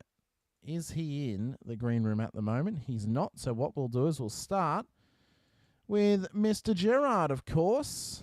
We'll get him in the room and having a chat to him as the Pro-Am winner.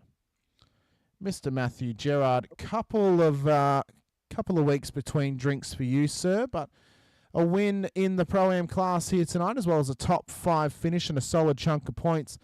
Oh, what was it like dealing with that rain and the realization that once you're under safety car, you needed those wet tyres? Oh, yeah, well, quite often we found when the rain comes, you've got 5-6 laps sort of thing, at absolute most, where you don't need to put wets on yet. And so we thought, oh, yep, we'll just run with dries and then we'll pit when we need to pit, because we saw that all the front runners, because I think I was back in 9th, had gone with dries as well. So that was fine, but that was not the case at all. So, yeah, we had to take that second pit stop to get the wets, and it was just hold that wheel and hope like hell that you don't spin. But I spun once, luckily. Never mind the little mistakes, Matthew. But I guess what was the feeling when I guess everyone's in the train, everyone's on dries, expecting to get in racing again, and all of a sudden it starts to sprinkle? What was going through your mind? Oh no, have we made the right decision staying on dries? and then it's just a sort of a panic of, all right, what should we do? Do we stay? Do we head into the pits at the end of this lap?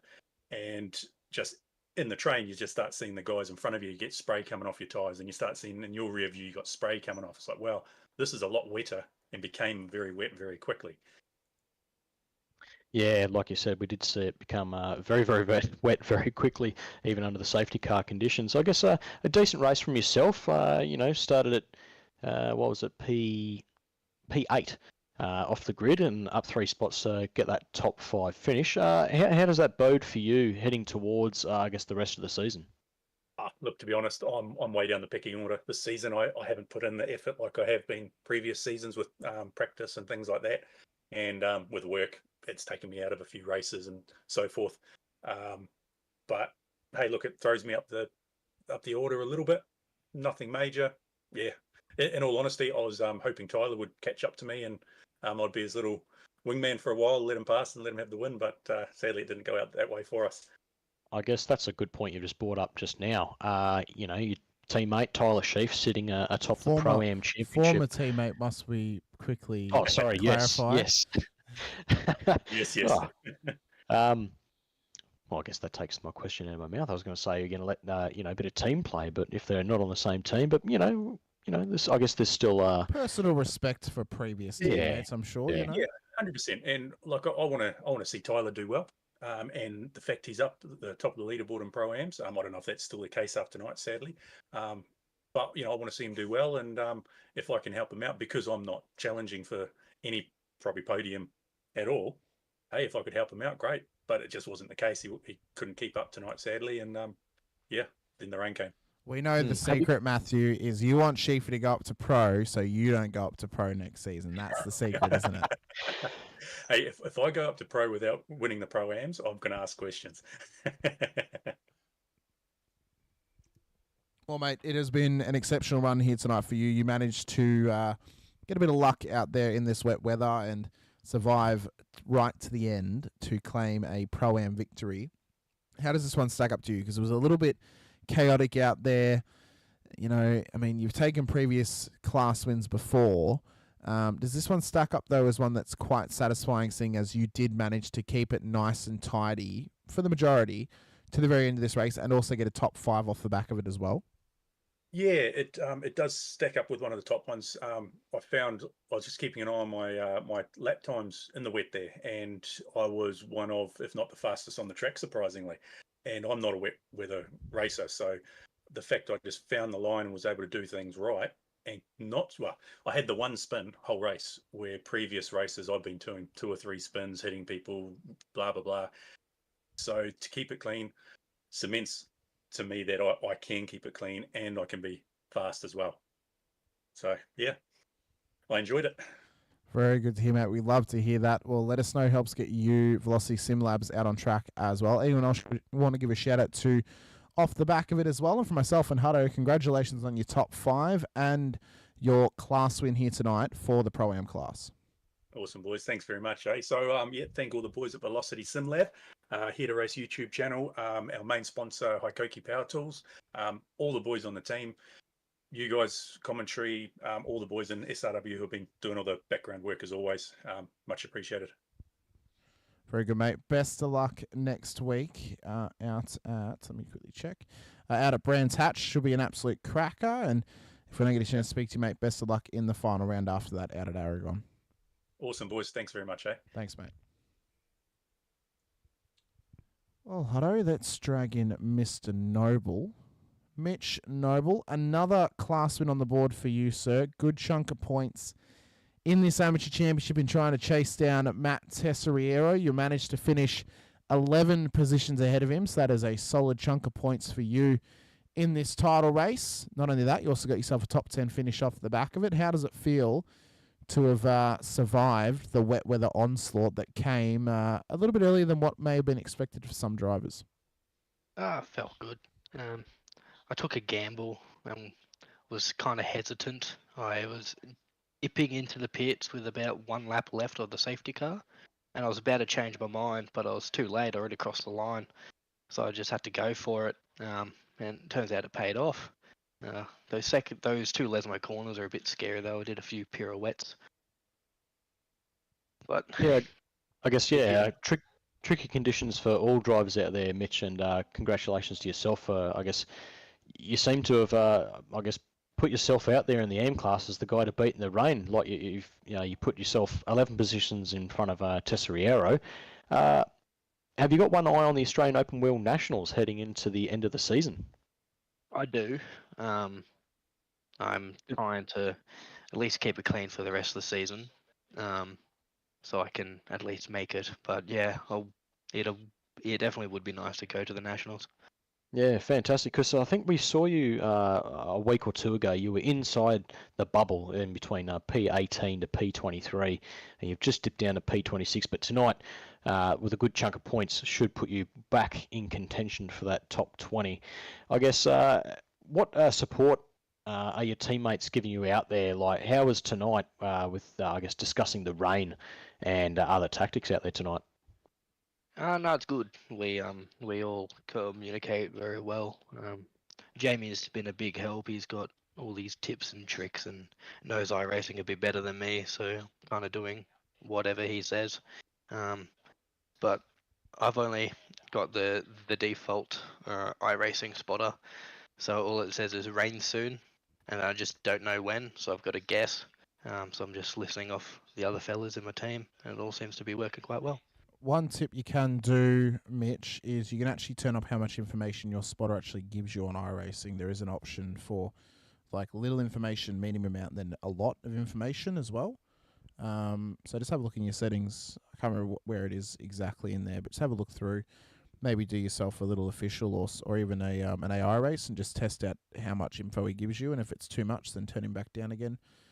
If it's, a good amount, then, leave it on there as well, because he might even tell you, it might be like, rain soon. And then he might say, we're going to really start to see rain soon. Eventually you'll say the track is now declared wet. And that's the latest point you want to come in to get wets. you cannot stay on dries after the track is technically declared wet, because that's literally the last opportunity before you're going to have a spin on dries.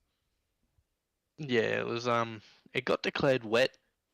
I think, I'm not too sure. There was the two Lesmo corners were already very slippery before it got declared wet.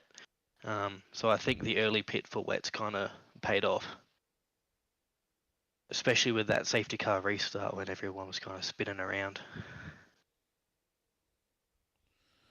Well, it did seem like an absolute war out there, mate, and a proper challenge for a lot of drivers. You've done well to survive and get yourself P1 on the road for the AMs here tonight, as well as P6 on the road. Let us know who helps get you out on track. Anyone else you wish to give a shout out to as well. And for myself and Hutto, congratulations on your class victory. I just want to give a shout out, obviously, Stephen Dean and all my teammates. They're all massive support, thick and thin through everything that happens on and off track. I also want to thank our sponsors, Shannon's, Warren & Brown Tools, Shunts, Grim Industry, NeuroPower, Cooler Master, and DSL Railway Services. Very good, mate. Best of luck for next week out at Brands Hatch. We look forward to seeing how you go. And if we don't get a chance to speak to you, best of luck in the final round the week after at Aragon. Too easy. Thanks, fellas. Thanks, mate. Oh, Hutto, it's quite the consistent feeling amongst the drivers out there in the wet weather tonight. Yeah, tricky conditions for all of them, and caught quite a few by surprise, and I guess a lot of people second-guessing themselves as people stayed out and people went in, so I guess let's get the next driver in and get their thoughts. Well, of course, it is former champion David Gallo, who won Season 1 of 2024. Mr. Gallo, how are you feeling after that one? Because we were absolutely amped when that safety car was out there, and we noticed that Jamie Davis is on wets and majority of the field was on dries. We thought, oh, he might just run away with this now. But, you and Danny, you just managed to pull yourselves together, make your way up through the field and get back on the podium. And, how does it feel to try and get through that traffic? Because it seemed incredibly hectic out there, and you guys did very, very well to survive. Because if we recall our first wet race, which was Fuji, you really struggled in the wet weather, but you're really coming together with it now. Yeah, evening, gents. Thank you. Yeah, a bit relieved. The wet's over, I got to say. So it was a bit handy knowing it was going to be the last 15 minutes, but it actually come a bit earlier than what I sort of anticipated. Yeah, we were sort of contemplating taking the punch there with the pit stop and changing to the wets. And then the second we come out and saw a bit of spray off the tyres, we go, surely not. It can't be this early, can it? And we obviously went in under the green on the following roll around. So it's definitely interesting, that's for sure. Yeah, you mentioned it caught a lot of people by surprise, and people having to pit during or as soon as the race went green again. I guess a few, back towards the start of the race, it seemed to be you, your teammate Daniel Byrne, and Scotty Pocock in a bit of a three-way battle. Give us a bit of insight of what was going on then. Yeah, I suppose Danny sort of jumped out ahead and got sort of that gap and broke our toe. We all sort of got stuck together, I think, and sort of worked together to a degree, and swapping and changing and without letting him get away too far. So we're a little bit relieved with it. Obviously, the safety car come back into a bunch of us all back up, but it's very hard to break the toe. There's two straights there where you can easily make a move, and each time you do make a move, you potentially give up, half a second, when you're side by side through some of those chicanes. So we're just trying to slot back in, do it as clean as possible, so we didn't let him get away too far, but allowed us to sort of stick together, I think. Yeah. And I guess, have you got one eye on the championship? Good points for you, and I'm looking up and down the ladder. Darren Fay didn't quite get the result he wanted tonight. Scotty Pocock was a little bit down the order, but you and Marcus Knitska both inside that top four, or Marcus coming fourth. How do you approach the next couple of races knowing that you've already won a championship before, and how do you take that past experience into the next 2 weeks? I haven't looked at the points, so I didn't realise I was sort of that close up there. I've definitely used up my drop round, which was I had a DNF 2 rounds ago, so that's gone. So I haven't got that up my sleeve. I think just keep it clean. If I can finish in the top 5 somewhere, hopefully it sort of balances itself out, I think. But just enjoy the next 2 rounds. So yeah. Well, David, how are you feeling going into Brands Hatch next week? We haven't been there in quite a while. It could be a tough test. Do you see it being somewhat chaotic, or do you reckon we might be in for maybe a bit more of a settled event compared to the last 3 weeks? But been a long while since I've actually run there, so I think it could potentially be pretty chaotic for safety cars and the moths. I think it's a bit of a roller coaster of a track through certain sectors. So I don't mind it. It should be interesting. And I think it's a sprint round, isn't it? Yes. Yeah, Yes, it is. yeah. So I enjoyed the track, so it should be interesting. Well, mate, we're very, very glad to hear. I'm super excited to see how you guys go out there. It's one of my favourite tracks over in the UK. I much prefer it over Silverstone, I must say. Almost wish the real F1 cars actually raced at Brands Hatch, though they might be a little bit too quick and big for that track now. But who knows? Maybe we'll get a track update eventually, and they can run there. But let us know. Helps get you and Carlin's Motorsport out on track. David, anyone else you wish to give a shout out to as well? And for myself and Hutto, congratulations on P3 here tonight for the pros and the overall standings. Appreciate it, guys. Thank you. Just a shout out to Carlin's Motorsport, Driver 808 on TikTok and YouTube, Glam Raider, Little Rara, and Eagle Automotive. And a shout out to my wife and 2 girls, Anthea and Valerie. Very good, mate. Best of luck at Brands Hatch next week. And if we don't get a chance to speak to you, best of luck at Aragon in the final round the week after. Appreciate it, guys. Thank you. Thanks, mate. Well, Hutto, do we see Spain continuing to be a source of disappointment for David Gallo at the end of this season? Oh, look, you don't want to see it happen, but look, the top of the table after tonight is going to be much, much closer than what we anticipated. I was honestly expecting Faye to, just extend his lead a little bit. But look, the gods have spoken. The rain came down early and gave us an absolute treat. So, look, that championship is wide open now. Well, we've kicked open the door on what the possibilities are for this championship, gentlemen. We'll drag in someone now who's not necessarily in contention for this championship, but got themselves a good chunk of points here tonight. Mr. Jamie Davis. Jamie, I got to let you know, I had a quick check when we saw the rain on the track and everyone was under safety car. So I was like, let me just check the tyre compounds. And you were the highest seated driver out of 3 drivers on wet tyres inside the top 10. Everyone else was on dries, and we're like, this is Jamie's at this point. Surely he has to run away with this thing. In the end, you got caught up by Danny, who is an absolute rocket in the wet. But, mate, what an absolute masterstroke to have taken those wet tyres, as the safety car was called. Was it deliberate, or was it a mistake? No, definitely a conscious decision. It was a gamble that finally fell my way this time. Yeah, I guess, fantastic call with the tyres. Did you notice that it took a little bit of time for the wet tyres to really kick in? Because I think I saw you lose a spot or 2 straight after the safety car restart, and then obviously it paid dividends as the race went on.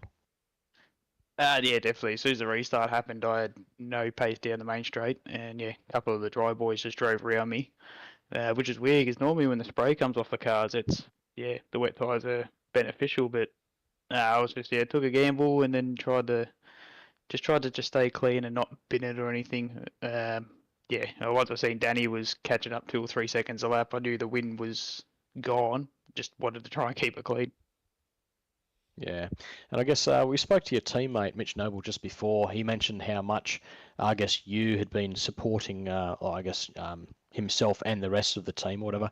I guess was there much mentoring tonight in terms of pit strat between you two? Like, did you tell Mitch to come in and pit at the same time, or was it purely a gamble that you took and then Mitch just kind of followed suit? I helped Mitch out a lot with the supercars, and Mitch is actually helping me out with these cars because I'm useless with open wheelers. Still can't get the grips with them, but I just told the boys I'm going to take a gamble, pit for wets, and then I think it was the follow lap. They were coming in the last corner. Seen the spray come off the tyres, and they dove in. Well, Jamie, how are you feeling going into the final couple of rounds of this season? Obviously, you've been a strong competitor in the supercars. You actually had some relatively good pace tonight to make up so many positions on the dries. how are you feeling? Are you coming to grips with this car at this point, or do you think there's, where do you think you can still best improve in tackling these cars and where we go racing, especially for next season, for the final season of the year? The pace is there or thereabouts. I just need to learn to rake that 20, 30 meters deeper and get on the throttle that, half a second, 0.2 of a second earlier to try and match the top 10 consistently.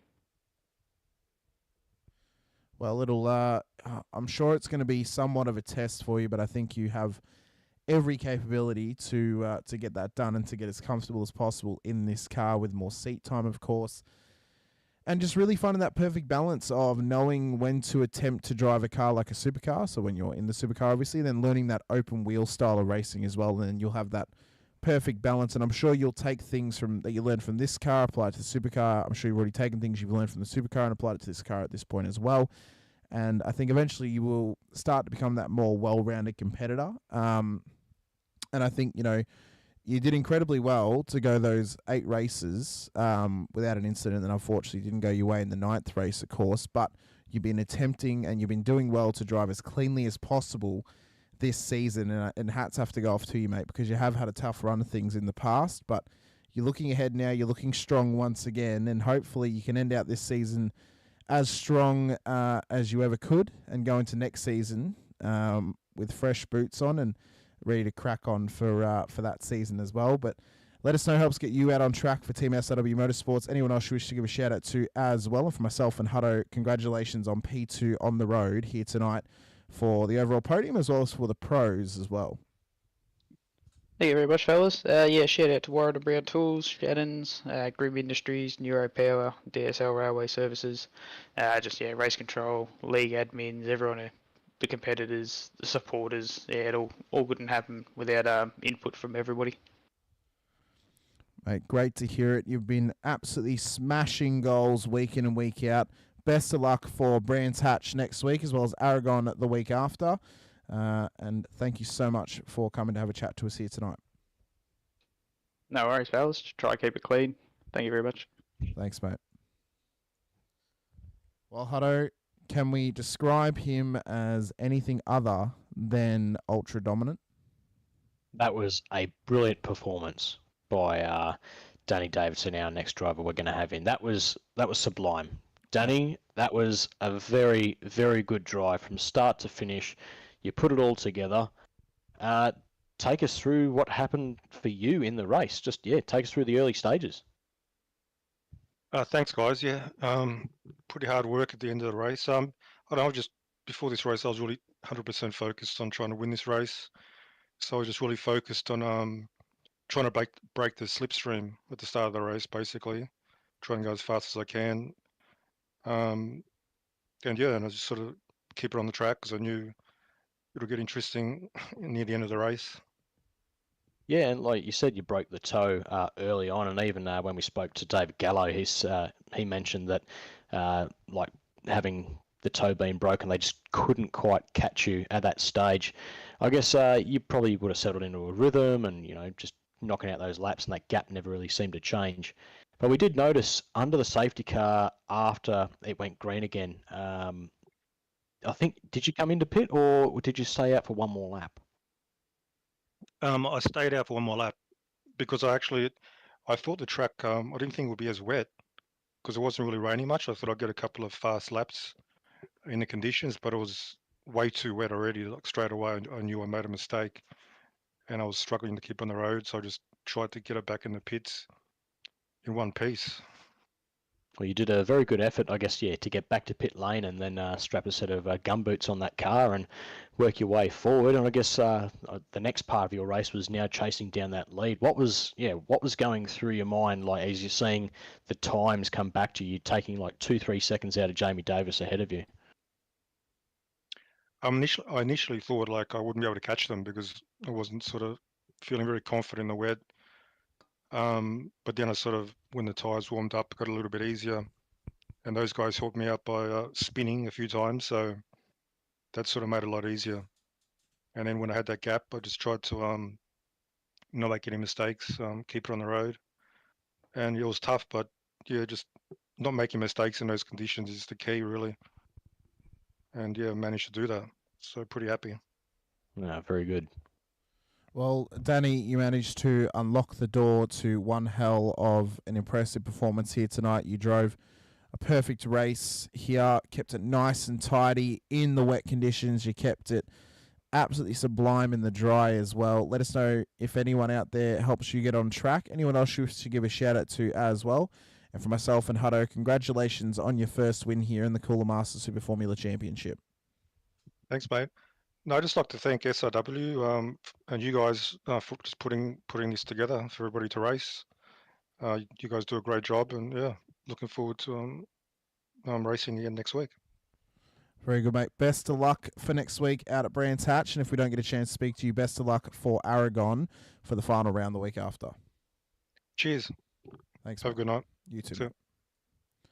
Well, Hutto, a massive couple of weeks to come after what was undoubtedly as chaotic but perfectly crafted race we ever could have happened here at Monza. We knew there was going to be rain. We thought it was going to happen at one point. The old gods played the old switcheroo with us and said, no, we're going to bring it out 10 minutes earlier, just spice it up for you naturally. And, well, what a way to go into the final drop ball round next week at Brands Hatch, which could be somewhat chaotic, and then into the final round at Aragon, where the drivers cannot drop that round. This championship's going to come down to the absolute wire. So I hope the drivers have brought their side cutters just to give themselves a little bit of an advantage. Like Hamish, that was a fantastic race, and Danny Davison was just so dominant tonight. Like he got pole position, he led from the front, he got away from the pack, was brought back to the pack under that safety car, stayed out under the raining conditions. Let's not forget that. Went into the pits and clawed his way back to the front. That is probably one of the best drives I've seen here at SRW so far. I mean, if he'd come in under the safety car for a second time, taken the wets, he arguably probably would have actually won by about 20 seconds because he just would have blown past everyone and gotten up to Jamie Davis like it was nothing. He was mowing down the field. Actually, it's a bit of a pity Dylan De Bono wasn't racing tonight. He's also very strong in the wet. So it would have been nice to see those two go head-to-head. But look, Danny Davison, fantastic maiden victory here at SRW Super Formula Lights. And, yeah, I guess onwards to next week, Hamish. Well, another name has been added to the list of race winners here in the Super Formula Championship, ladies and gentlemen. We've had multiple thus far this season. Will there be another one next week at Brands Hatch? You'll have to tune in to find out. And if you haven't already, be sure to hit the like button, the subscribe, and the bell icon as well, so you are notified whenever we go racing here. Whether it be for the Tuesday night Warren & Brown Tools, we had Supercars Series, the Wednesday night Cooler Master Super Formula Championship, the Thursday night Toyota GR86 Nationals brought to you by Shannon's Insurance, the Friday night double bubble for the Legends World Challenge and the Warren & Brown Tools GTD Series, as well as our Sunday night Warren & Brown Tools V8 Supercars Championship, which rounds out our racing week. It's been a massive seventh round thus far, ladies and gentlemen. Big action to come tomorrow night around the Red Bull Ring National Circuit for the GR86s. Friday, Legends World Challenge heads out to Okayama Short Circuit. The GTDs go to Hockenheim, and then Sunday night, we're back at Oran Park with myself and Sinker in the booth for the Warren & Brown Tools V8 Supercars Championship. It is going to be a massive week to come. You do not want to miss any of it. So as I mentioned, be sure to hit the like button, the subscribe, and the bell icon as well, so you get notified whenever we go racing here on SRW.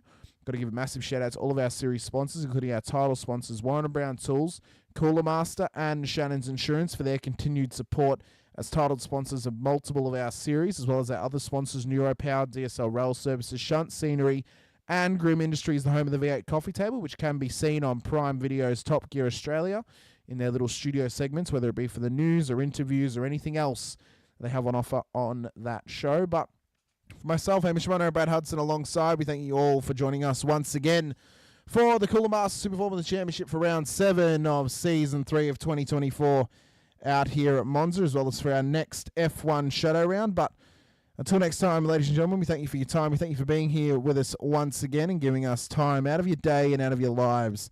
But until next time, we'll see you guys tomorrow night with JP and Sinker back at the booth for the GR86 Nationals. But until then, stay safe, drive hard, and as always, bye for now.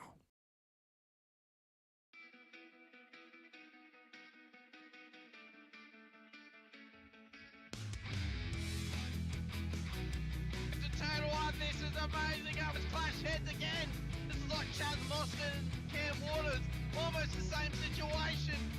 Better contact going down to the hill. Sam Noble wants to snip on Dave Coleman now. Sam Noble. Bottle right now because, tell you what, Reece Tannock and Jamie Dyke